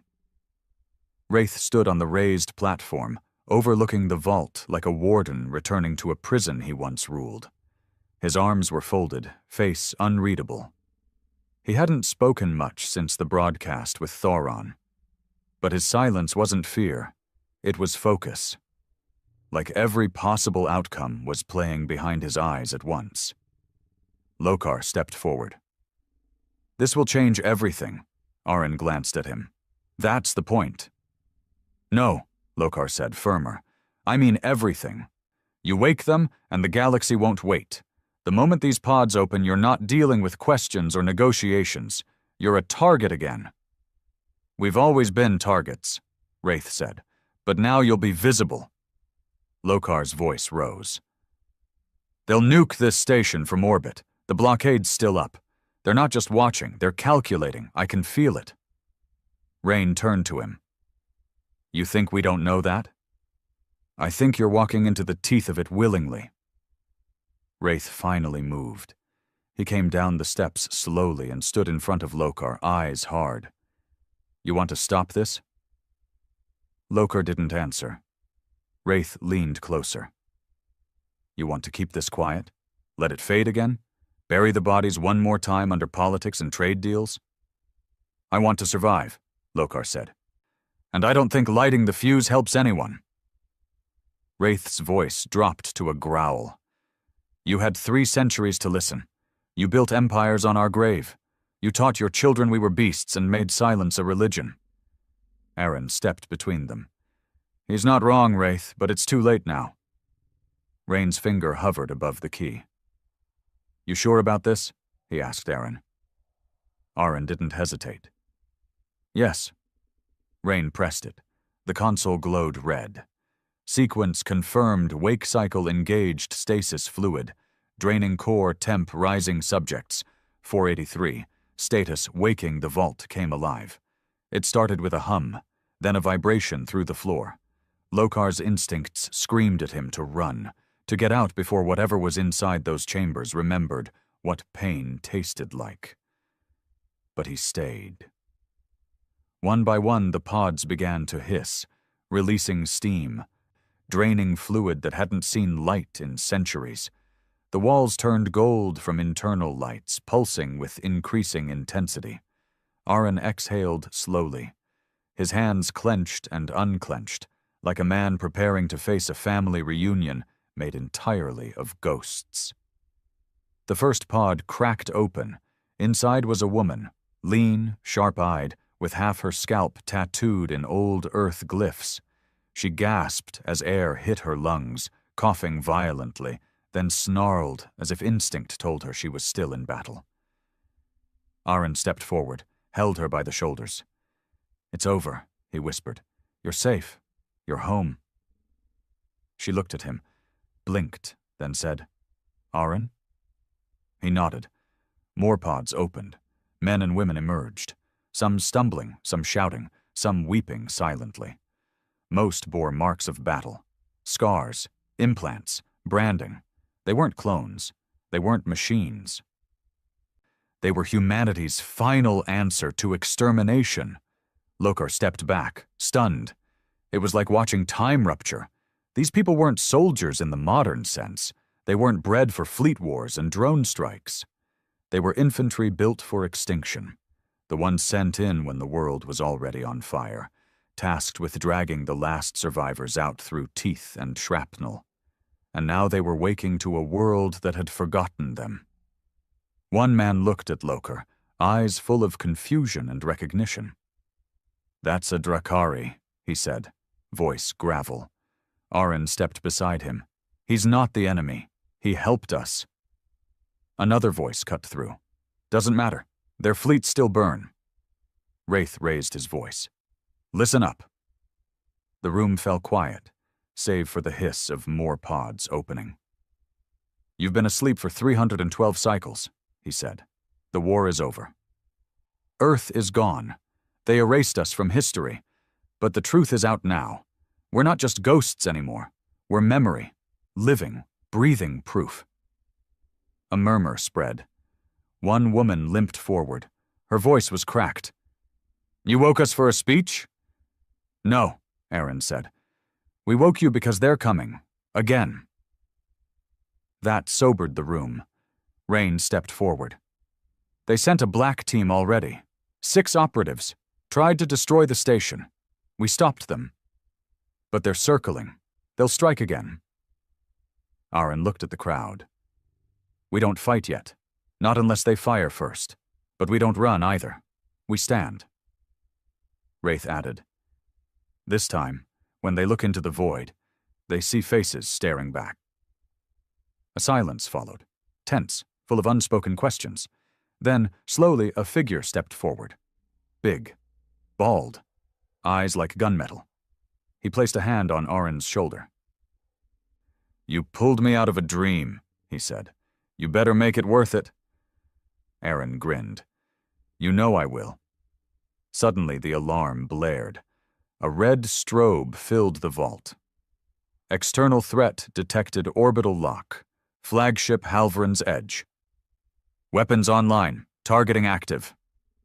Rain cursed. They're going to glass us. Lokar turned toward the console. Let me talk to them. No, Wraith said. They already chose. Aaron was silent.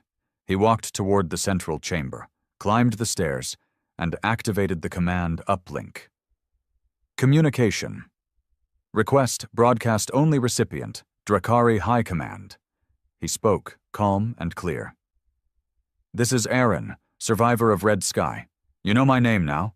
You know my face. You've seen what was buried. He paused. I won't threaten you. I don't have to, because you're already afraid. Not of our weapons, not of our ships, but of our memory. The screen showed no reply, just a countdown. Strike window. Zo was owo. 15. Locke acquired Wraith turned to Rain. Can the station survive it? Not without shields, not a direct hit. Loker clenched his fists. Then we die. No, Aaron said, eyes never leaving the screen. Then we live forever, one way or another. Strike window. 0, 0, 0, 0, 5. And then the console blinked. Incoming signal. Override priority level. Alpha source. Civilian channel. ID. Vera till Lokar shouted. She made it! Rain hit the receive key. The screen changed. Dr. Vera Till appeared, face pale, wind in her hair from whatever dropship she was inside. I have override authority, she said breathlessly. I've activated an emergency diplomatic freeze. No fleet is authorized to fire, not without review. The countdown stopped.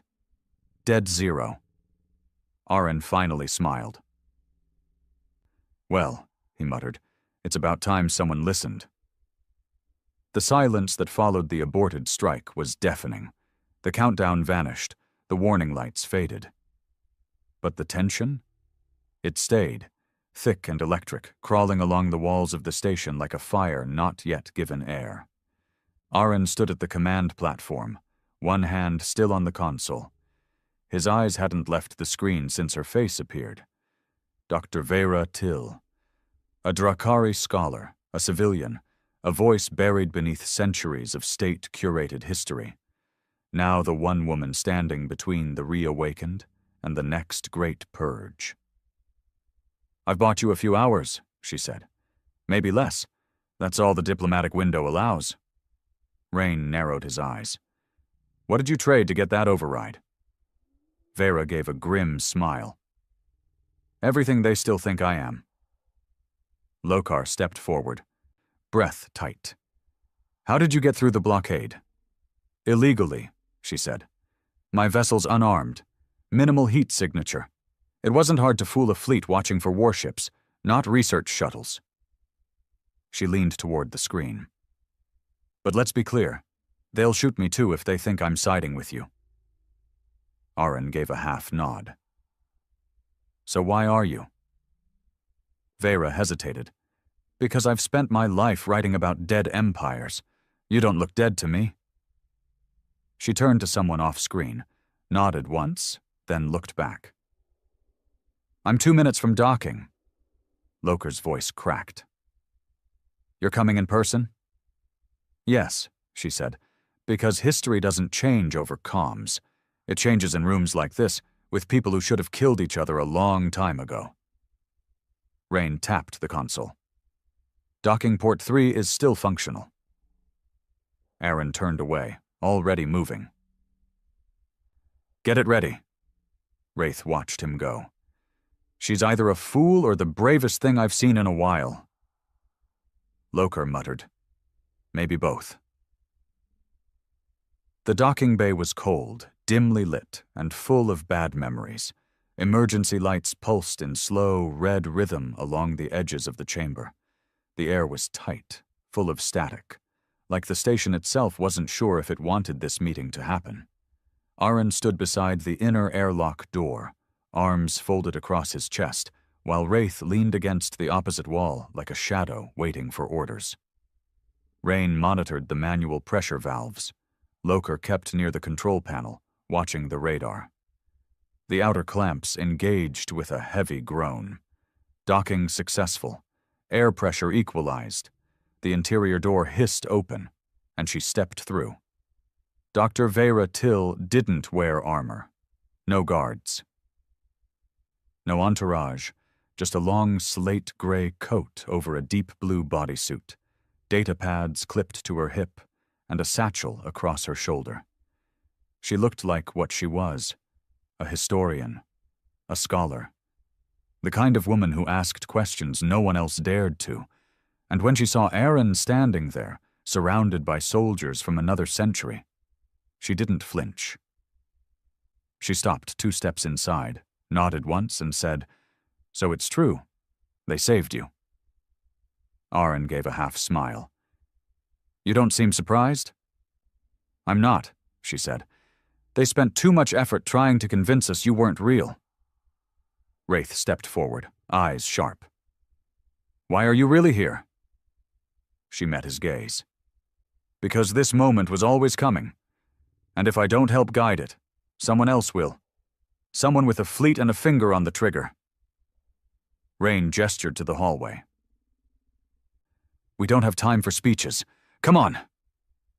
She followed them through the dim corridors, stepping carefully around exposed wiring, collapsed ceiling panels, signs of age and conflict. She noticed everything. The patches on Aaron's arm, the flickering glyphs etched into the cryovault door, the silence in the Warborn. Not confusion, but readiness. Lokar walked beside her. "I read your papers," he said quietly. "Back when I was in the academy." She gave him a sideways glance. "Didn't think they still allowed those." "They didn't. I downloaded them through restricted channels. Almost got removed from my post for referencing one in a briefing." Vera smirked. "Good to know I'm still dangerous." They reached the central chamber, the place where it had all started. The cryovault doors were open now. Men and women stood in scattered groups, some cleaning weapons, some whispering, others just staring into the middle distance like their minds were still catching up with the present. Aaron led her to the command platform. She looked around, absorbing everything, then turned to him. "How many awake?" 83, Rain replied. "The rest are still in stage 1 recovery." She nodded. "Then we don't have much time." Aaron raised an eyebrow. "Until what?" "Until Thoron convinces the others that this place can't be allowed to exist." Wraith scoffed. "He already tried." "Not properly," she said. "You stopped his first strike. That made you a threat. Now he has leverage, political allies, propaganda." Lokar stepped forward. "What kind of propaganda?" "That the humans are building an army again," she said. "That you're planning a retaliatory campaign. That this was always your endgame, to wake, arm, and purge the galaxy of its sins." Aaron laughed once. "That's not our plan. Yet." Vera looked at him. "Doesn't matter. If they believe it, they act on it. This sector goes dark, again." Rain folded his arms. "So what's your solution?" Vera opened her satchel, pulled out a small device, about the size of her palm, shaped like a compass. "This is a cultural key," she said. "A formal artifact used to initiate a truth tribunal under Article 12 of the Galactic Preservation Code." Wraith raised an eyebrow. "Never heard of it." "Of course not," she said, "because no one's ever used one, until now." She placed it on the console. It blinked once, soft blue light radiating from its center. "This forces a halt to all military actions for 48 hours in any disputed territory, for the purpose of historical evaluation. They'll scream, call it invalid, but the code is ancient, predates most of the Council's war clauses." Lokar stared at it. "You came here to hold a trial." "I came here to tell the truth," she said, "and let the galaxy watch." Aaron looked down at the key. "You think showing them our scars will change their minds?" "No," she said, "but it'll divide them, and that's enough. Divide the Council, split their narrative, make it political suicide to press the launch button." Rain whistled. "That's a dangerous gamble." "They erased you before," she said. "I'm trying to make it impossible for them to do it again." Wraith asked, "And if it fails?" She looked around the room, at the Warborn, at the weapons being checked. The eyes sharpening. "Then at least they'll know who they're killing." Aaron nodded slowly. "Start the tribunal." The beacon went live, Across every listening channel, the signal pulsed out like a heartbeat. Not encrypted, not hidden. Open. Cultural Tribunal initiated. Per Article 12 territory. Former human space. Designation 8Kel3 petitioner. Dr. Vera Till, Independent Historical Preservation Alliance. Status observation window active. 48 hours. The galaxy stirred. Some dismissed it as a stunt. Others watched. And those who knew what had truly happened during the purge, they sat very, very still. The tribunal began with silence. Not ceremonial silence. Not the respectful pause of a courtroom, but the kind that hangs in the air after someone yells, "Fire," in a crowded building and no one moves. It was fear disguised as formality. The beacon reached its targets within an hour. 12 planetary systems acknowledged receipt. 14 ignored it entirely. 2 Drackery-linked colonies labeled it a false flag operation, but none of them fired. Not yet. In the tribunal chamber, deep inside the station, Vera stood at a simple podium fashioned from parts of an old nav console. No marble, no banners, just rusted steel and flickering lights. Aaron stood behind her, silent and watching. He wasn't there to speak. He was there to be seen. Wraith stood near the door, weapon slung, eyes on the shadows. Loker sat near a low bench, fingers steepled, watching the feeds. Dozens of comm channels flickered across the main console. Observers, delegates, politicians, exiled historians. Some were here to listen. Some to find an excuse to shut it all down. Vera cleared her throat. "This tribunal is not about law," she said, her voice calm, controlled. "It is about memory, and whether a species has the right to remember its own extinction." No one responded. She tapped a control.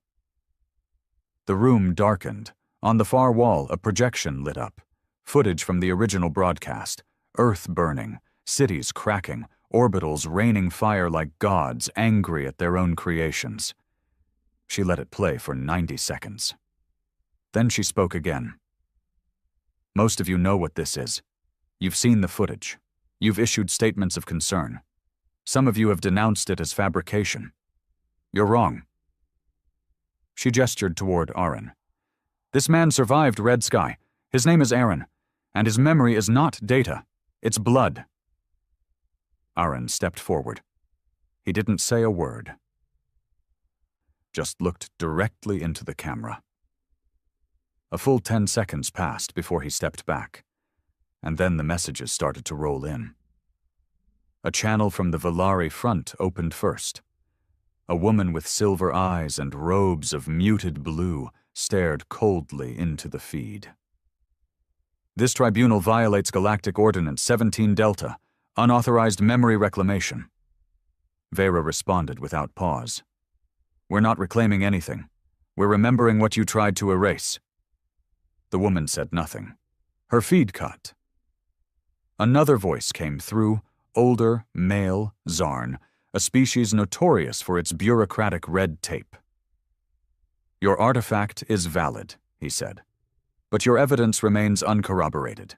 We request a physical demonstration of authenticity." Aaron stepped forward again. This time he spoke. "Bring me any record from your archives.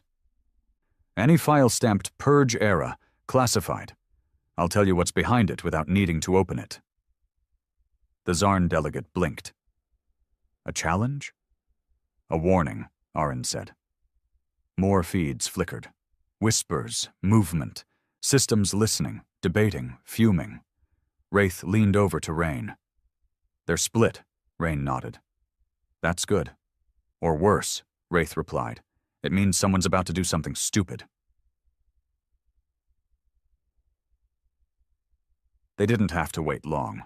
1 hour into the tribunal, the proximity alarm screamed. "Incoming object, trajectory, station core. Velocity, subwarp mass, low signature, unregistered class, torpedo. Brace," Rain shouted, diving for the console. The station shook violently as the impact hit a lower sector, not powerful enough to breach the entire hull, but targeted, precision, intent. Someone had taken the first shot. Wraith was already moving. They hit storage bays. No life signs down there. Lokar cursed. It was a test shot. A warning. Aaron turned to Vera. Keep going. She stared at him.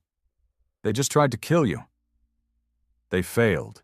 That means they're scared, which means you're winning. More messages poured in, but now they came with edge. Tighter phrasing, clipped tones. The tribunal's power wasn't just in the artifact. It was in the narrative, and someone out there was terrified it might stick. Vera cleared her throat again. This tribunal is suspended from military interference.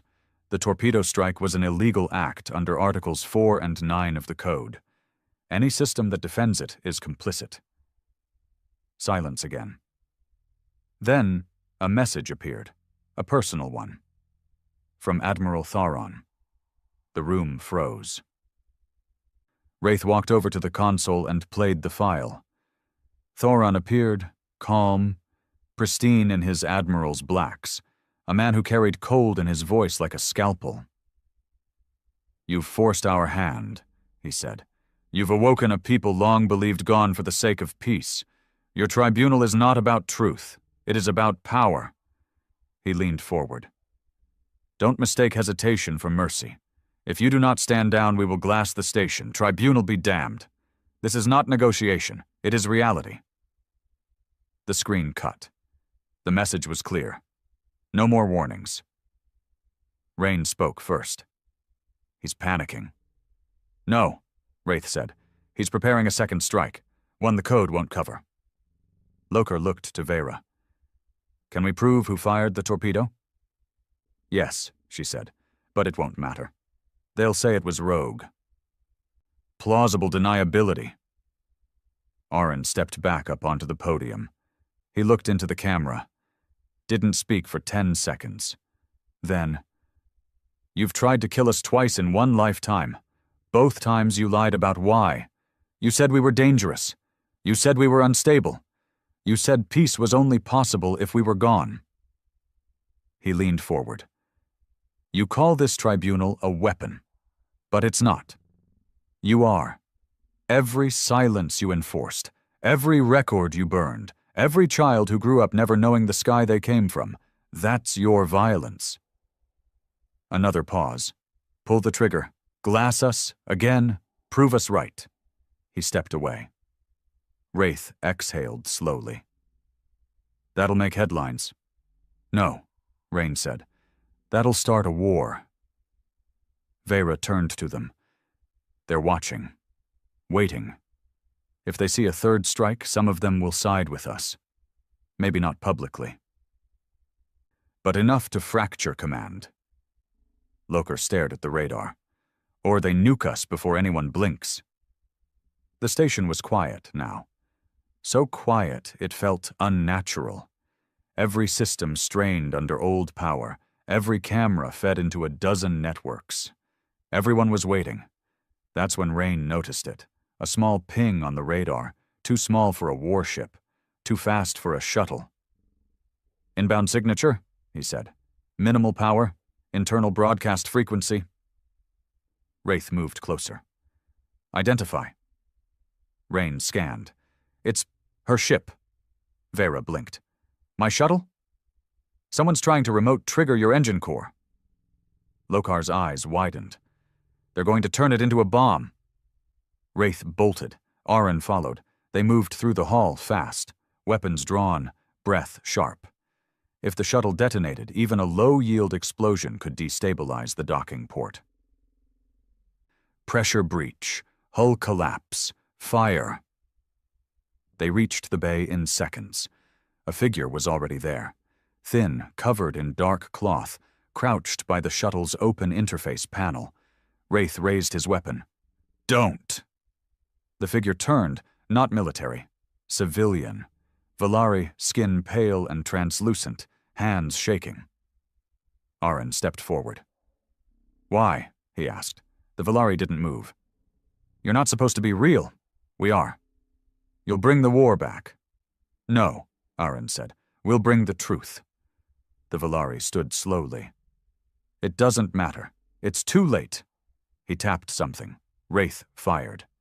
The shot ripped through the Valari's chest. He dropped, instantly dead. Rain's voice echoed in overcoms. "Core's still hot. Shut it down now." Aaron was already moving.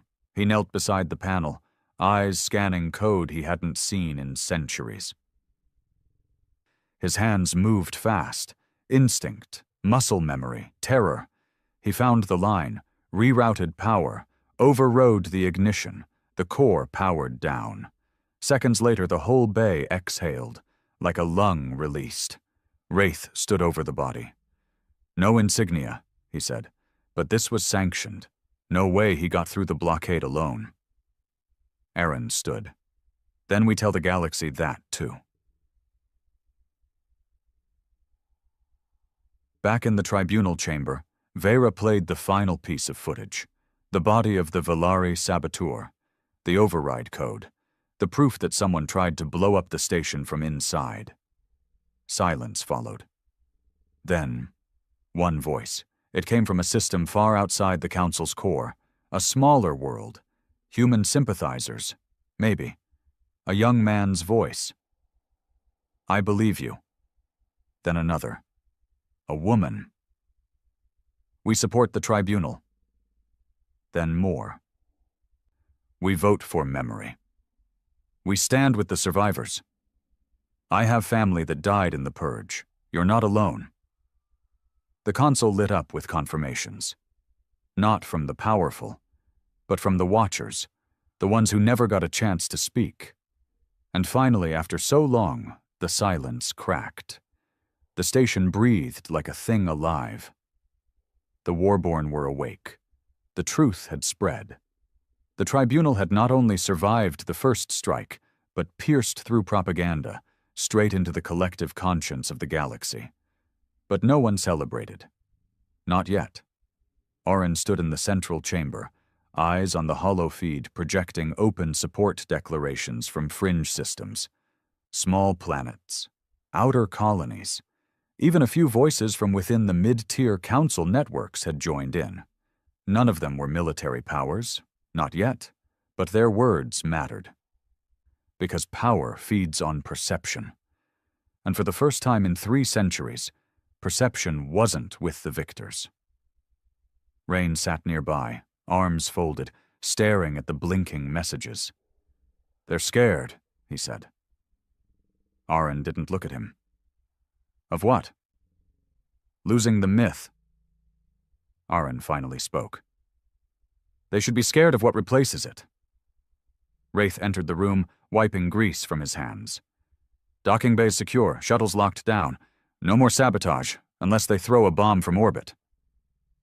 "They might," Rain muttered. "They can't," said Vera, walking in behind him. "Not during an active tribunal, not without triggering a full systems-wide violation of the preservation code." Wraith arched a brow. "You really think they care about codes anymore?" "They care about what breaking them looks like on 1,000 screens," she replied. Lokar stepped in through the other side, nodding toward Aaron. "They've stopped the countdown. No active targeting pings in the last 40 minutes. Aaron gave a small, dry laugh. "So they're thinking again. Dangerous habit." But even as he said it, his eyes never left the feed. The words on the screen weren't weapons, but they had weight. Dozens of worlds, hundreds of signatures, petitions, public declarations, calls for transparency. And beneath them, just out of sight, power was panicking. Because the narrative was slipping. The council couldn't claim the tribunal was staged, not with live feeds embedded directly into its own communication protocols. It couldn't silence the Warborn anymore. Not when Aaron stood on a screen speaking truth with the calm fury of a man who had nothing left to lose. And worse, it couldn't fire without confirming everything the humans were saying. Wraith stepped beside Aaron. "Something's coming," he said. Aaron turned. "Another strike?" "No," Wraith said. "A pivot." He was right. It came as a formal request. Council Communication, Level 1 Priority Request, Representative Entry to Tribunal Station. Sender, Maralquez, Drakari Civic Council, not Thoron, not the military. This was a political figure, the kind that didn't speak without first counting every possible cost. Vera stared at the screen. "Kez is dangerous," she said, "not because she lies, because she's good at telling parts of the truth." Rain exhaled. "She's trying to end it before it starts." Aaron frowned. "And what?" Wraith looked at him. "You." A pause. Then Aaron said, "Let her in." Lokar looked uneasy. "She'll twist this into an apology tour, offer reparations, use you as a moral prop, and then bury the tribunal with a signature and a speech." "I know," Aaron said, "and I want the galaxy to watch her try." 2 hours later, Maralquez stepped into the tribunal chamber. She was dressed in understated grays, no insignia, no guards, like Vera had been. But the energy was different. Kez didn't walk into the room like a guest. She walked in like she already owned the story being written. Aaron met her in the middle of the chamber. No handshakes, no welcome. "Kez," he said. "Aaron," she replied, her voice smooth, practiced. "You look, well." I was frozen. A convenient excuse to age well? The tension was immediate. Rain and Wraith flanked the room, weapons holstered but ready. Vera stepped forward. "This tribunal is ongoing. You are not here to issue verdicts." Kez smiled. "Of course not. I'm here to offer closure." Aaron cocked his head. "Closure?" "A formal apology," Kez said, "on behalf of the Drakari Civic Council. A declaration of regret. A commitment to acknowledge what happened, and begin reparations." Lokar flinched. Even Vera hesitated. But Aaron... He laughed, a short, bitter sound. "That's it?" he asked.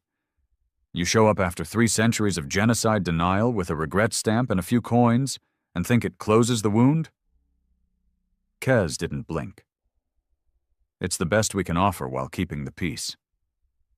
Wraith spoke. "What you mean is, it's the best you can offer without admitting what you did was deliberate." Kez turned to him, smile sharpening. "You were always a difficult one. I remember the children in the Enoch vault," he said. "Do you?" That silenced her for a second. Aaron stepped forward. "You don't get to wash this away," he said. "Not with grief, not with guilt. You knew what you were doing. You built your golden age on our bones." Kez's voice hardened. "And you want revenge?" "No," Aaron said. "I want truth. In every school, every archive. I want statues torn down. I want the names of every commander who signed the purge etched in walls as war criminals. I want the next generation to grow up ashamed of what you built." Kez stepped closer. "You won't get that. The galaxy can't survive it." Aaron's eyes didn't waver. "Then maybe it doesn't deserve to." Kez stared at him for a long moment. Then she turned to the cameras. "The Council acknowledges the loss of Earth as a tragedy," she said.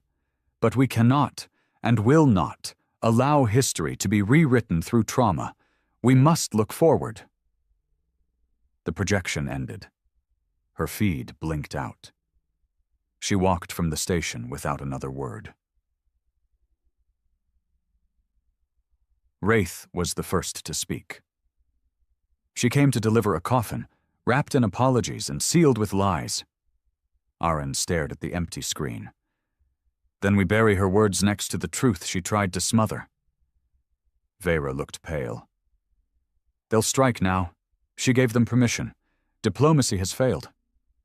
Lokar clenched his fists. "So what do we do?" Aaron turned slowly, and said, "We show them what a second purge looks like when the victims aren't sleeping." Wraith looked toward the cryo vault. "All of them?" "All of them," Aaron said. "We're done waiting. If they want to silence us again, they'll have to do it in full view of the galaxy." Vera hesitated. "They might. You understand that?" "I hope they do," Aaron said. "Because the only thing more dangerous than awakening 400 Warborn is proving to the galaxy that they're willing to kill us all again."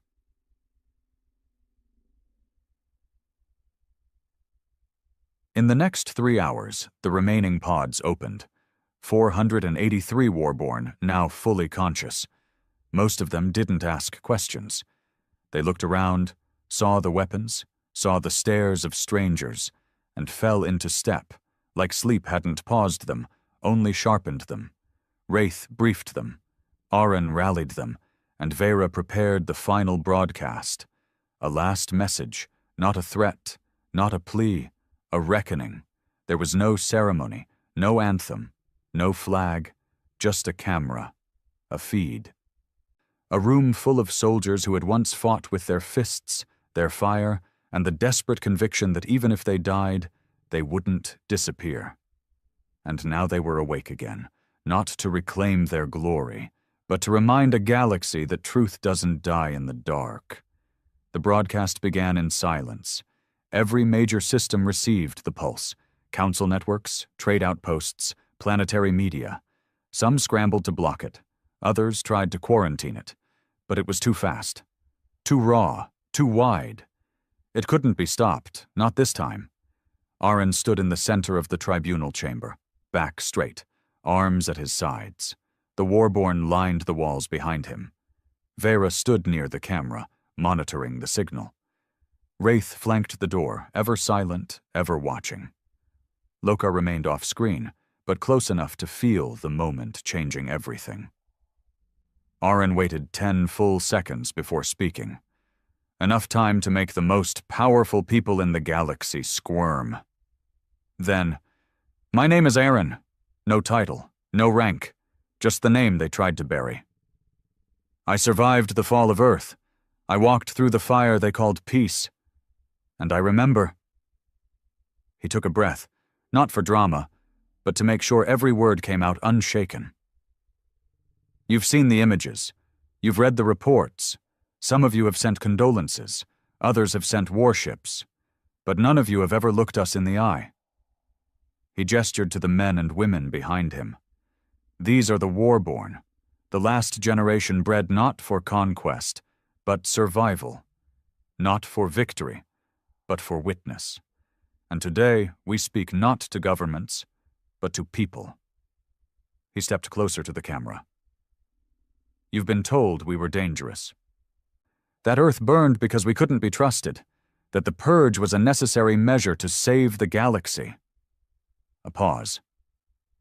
"They lied." He activated a data feed. Dozens of screens behind him lit up. Footage, testimonies, classified files leaked during the tribunal. Drakari Internal, Red Sky Target Package V09 Directive, Non-Combatant Neurodisruption, Xarn Archive, PsyOps Media Coverage.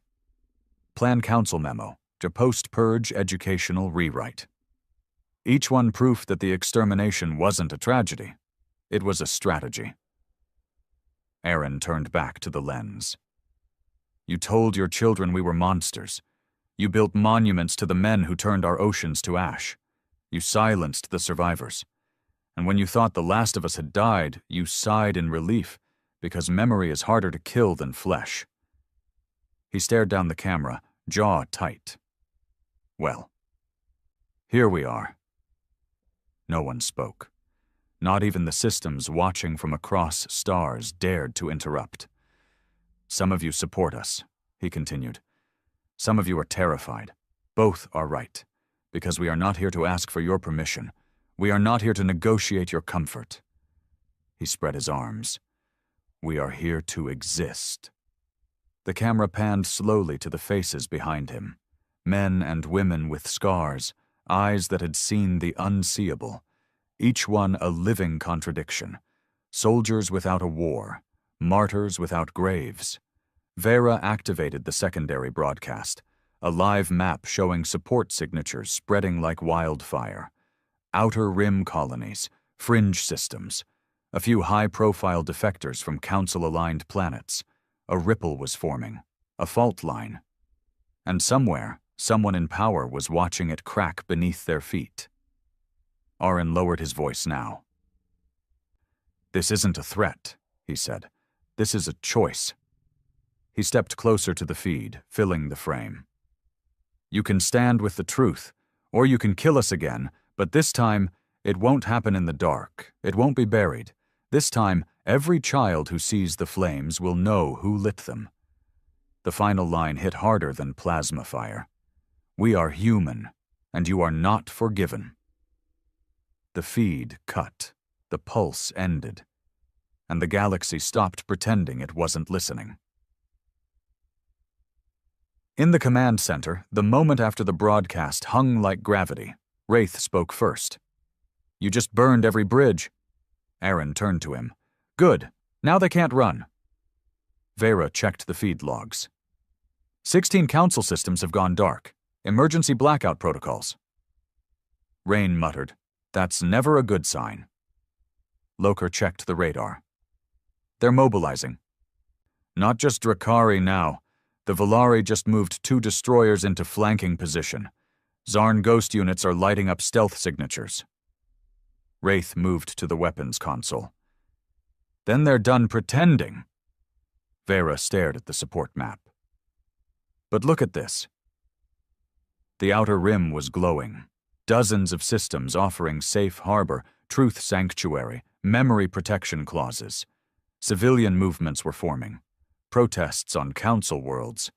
The galaxy wasn't rallying to war, it was dividing. And division meant vulnerability. Rain spoke, low. "We've put a crack in the Empire," Loker asked, "but can we survive the backlash?" No one answered. Because survival wasn't guaranteed anymore. Thoron's final message came exactly 1 hour after the broadcast. Drakari Military Command Priority Transmission to Former Human Zone, 8 Kel 3, from Admiral Thoron. His face was as it had been, cold, expressionless, barely containing his fury beneath a shell of command. "I warned you," he said. "You chose defiance." He leaned forward. "We have authorization from the Emergency Security Council to neutralize the station. Full public immunity has been granted. The galaxy will remember you as extremists, traitors, dangerous relics." His lip curled. "But they won't remember you for long." The screen cut. No countdown this time. Just inevitability. "Impact window?" Aaron asked. 4 minutes, Rain replied. 3 Drakari cruisers, 5 missiles, targeting key structural nodes. Wraith checked the hull schematics. "We can survive 1 hit, 2 if lucky, but 5. "We don't," Lokar said. Vera stared at the projection. "Then we don't stay." Aaron looked at her. "What are you saying?" "You want memory," she said.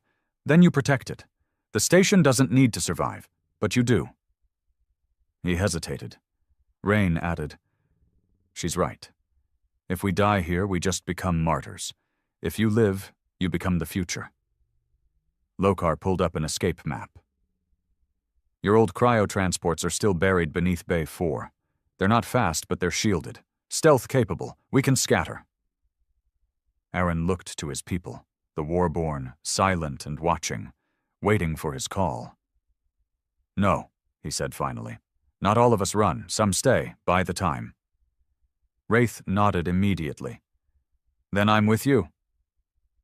A murmur spread. Dozens stepped forward. Aaron raised a hand. "Not all of you. This isn't a suicide pact. This is a legacy split. We carry the truth in both hands. One survives. One holds the line." He turned to Vera. "Pick your people. Get to the transports. Take Lokar. Get off the board." "And you?" "I'm staying," Aaron said. Let the galaxy see what it means to fight for memory.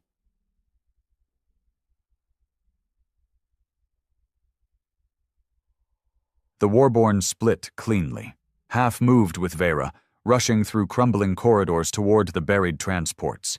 The rest sealed the blast doors, locked in place. Wraith activated the old defense turrets. Shields at 20%. Weapons are antique. Aaron smiled grimly.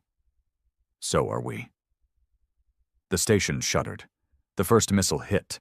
The station buckled under the first hit. Steel groaned like a wounded animal.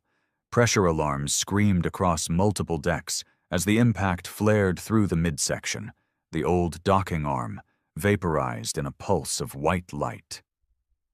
Fire licked the edges of the breach before the containment doors slammed shut. Aaron didn't flinch. He stood in the command center, boots planted, voice calm despite the chaos. Status. Wraith checked the terminal. 1 missile hit the old bay. No secondary explosions. Defense grid absorbed 20%. 4 more inbound. 2 locked onto life signatures. Us. Exactly. Aaron nodded. Let them come. The lights flickered as the station rerouted power. Half the corridors went dark. The cryovault glowed like a tomb again. It felt fitting. This wasn't a battle for victory. It was a message written in blood. He turned toward the remaining Warborn, just under 200 now, scattered across the inner decks. Each one armed with decades-old weapons, some half-rusted, others patched together from scavenged tech. But none of them looked afraid.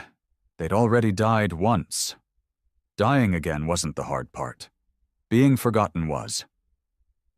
Aaron opened the internal comms. "This is Aaron," he said. "The Drakari are here. Their first shots just landed. They want to erase us. Again. They want to make the past disappear." He paused. "Let's make sure we don't go quietly." Across the decks, the Warborn roared. Wraith grinned. "You always did love a dramatic line." "Wasn't for them," Aaron said. "It was for the cameras." On the other side of the station, the escape was already in motion. Vera led a group of 30, historians, techs, surviving Warborn, and Lokar, through the lower shafts. The buried transport pods were ancient but intact, hidden behind false walls older than most council members. Lokar helped activate the systems, hands shaking with adrenaline. "Cloaking field's fried," he said, "but we can go dark." "Will it hold?" Vera asked. "For long enough?" She looked back down the corridor, toward where the impact had hit. Smoke now filled part of the shaft. "Arn's still up there." "I know. Why didn't he run?" Lokar didn't look up. "Because someone has to burn if the galaxy's going to remember." The second missile hit harder. The blast tore through Sector 4, the central power relay. Alarms flooded the station. Fire suppression failed. Half a dozen Warborn were lost instantly. Rain's voice crackled through comms. "We're losing shields," Aaron responded. "Doesn't matter. Focus the guns." "On what?" Aaron stepped to the control console. "Let's give them something to feel." He redirected the station's remaining turrets, a crude setup of rotary guns and magnetized rail cannons, toward the nearest Drakari cruiser. The ship loomed outside the viewport, sleek and angular, glowing with cold precision. Aaron keyed in the target manually. "Fire!" The cannons roared. Old tech. No tracking.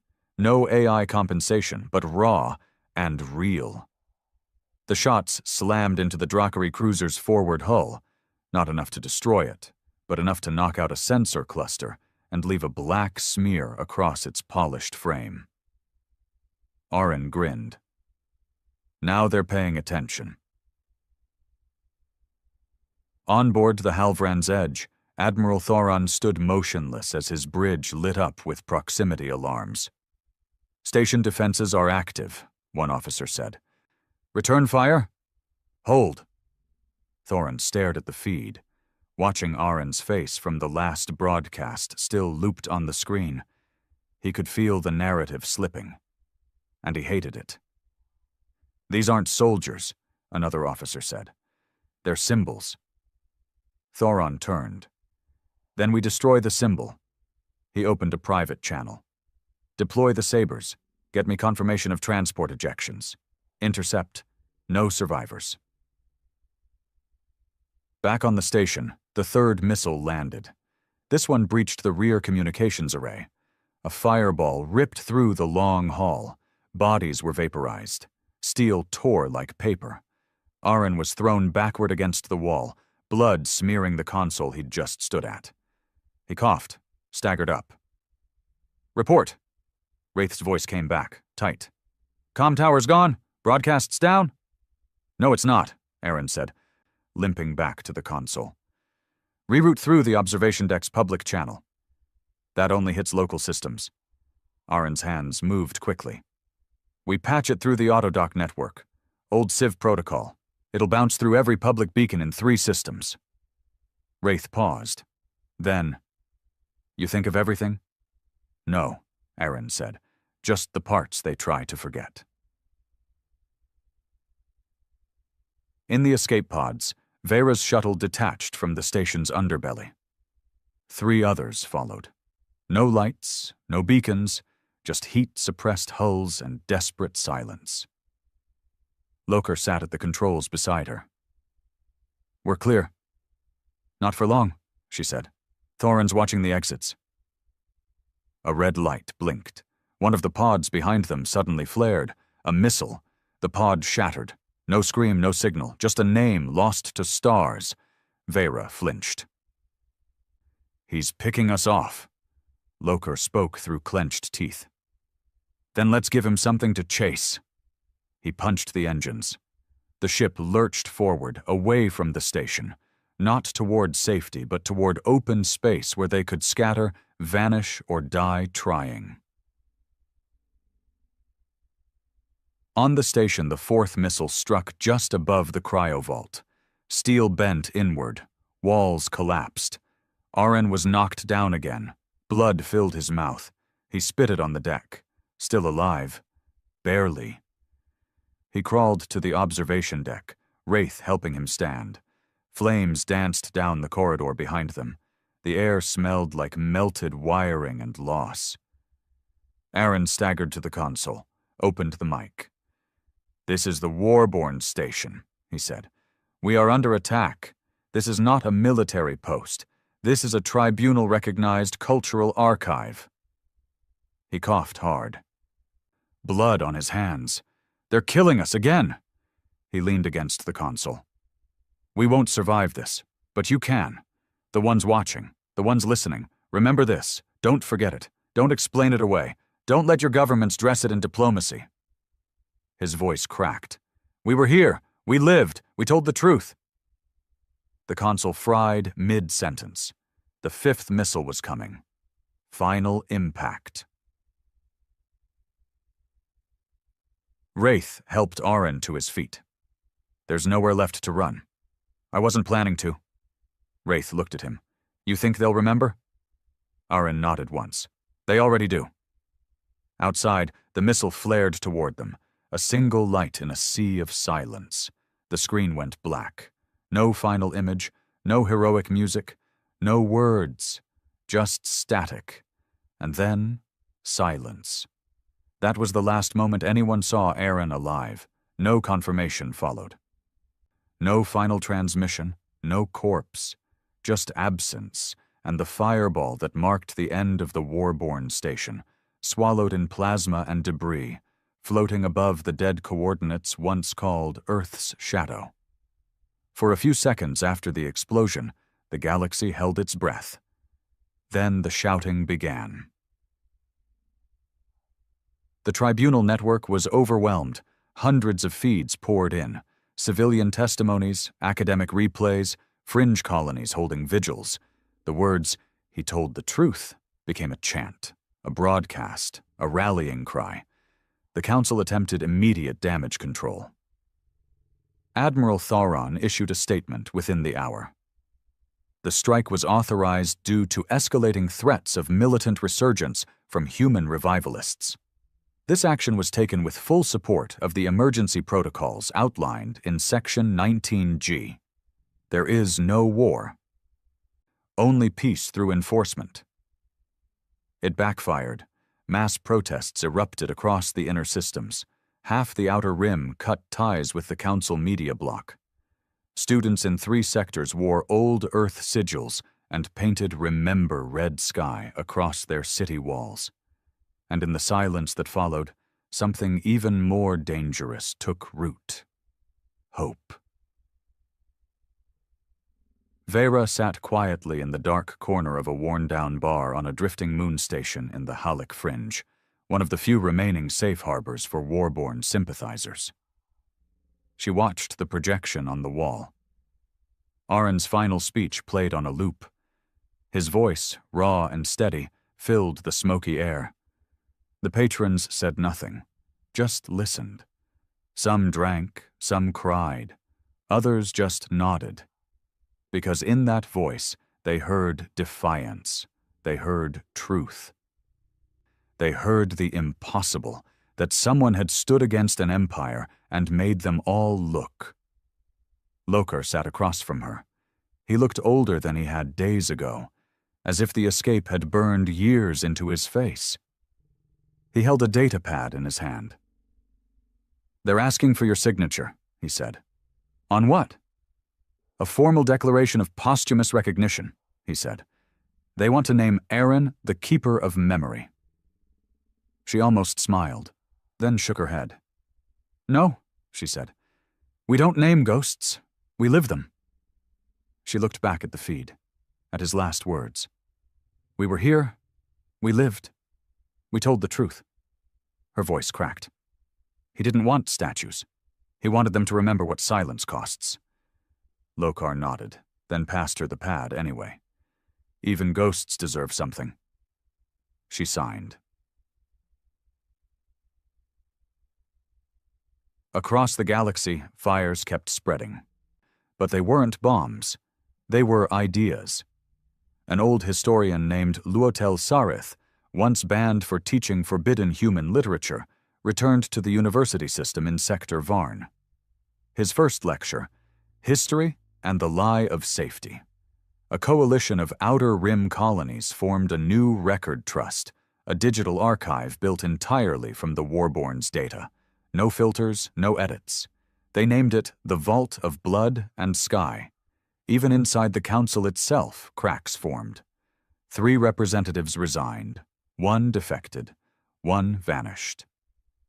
And on a far-off ice moon, a young boy, born Drakari, raised on council truths, found a burned copy of the human broadcast.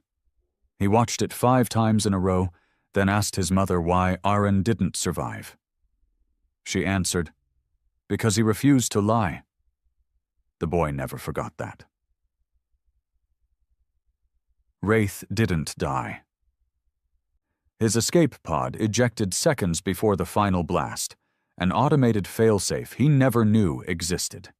He woke in the debris field, half-burned, lungs filled with smoke, drifting in the dark. He didn't speak for days. When the civilian freighter picked him up, he didn't give his name. He simply said, "There's a truth out there. I'm just what's left of it." They offered him food, shelter, care. He accepted only silence, and vanished into the rim. Some say he walks between shattered systems now, carrying old war-born data cores in a rusted satchel. Others say he's hunting the ones who signed the purge. No one knows for sure. But when his name is whispered, Wraith, it always follows a power outage, a hacked broadcast, or the sudden leak of another hidden file. He became a rumor, a revenant, and that's exactly how Aron would have wanted it.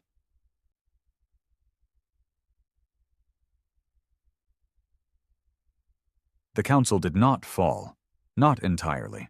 Power never dies cleanly, but it fractured. The Drakari military command was forced to step down under mounting internal dissent. Civilian governance splintered.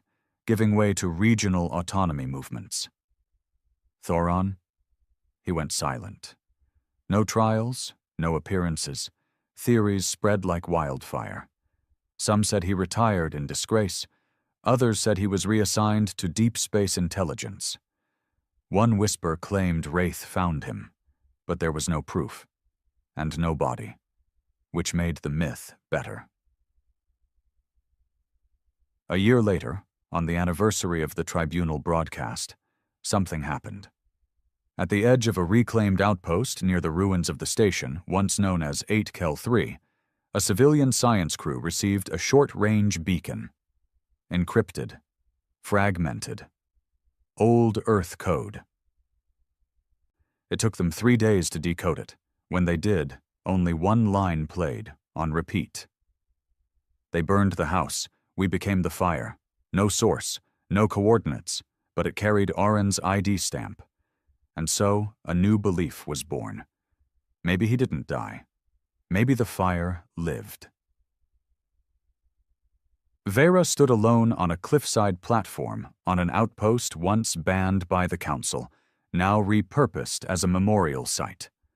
Below, the shattered pieces of the war-born station had been gathered. Not cleaned, not polished, just remembered.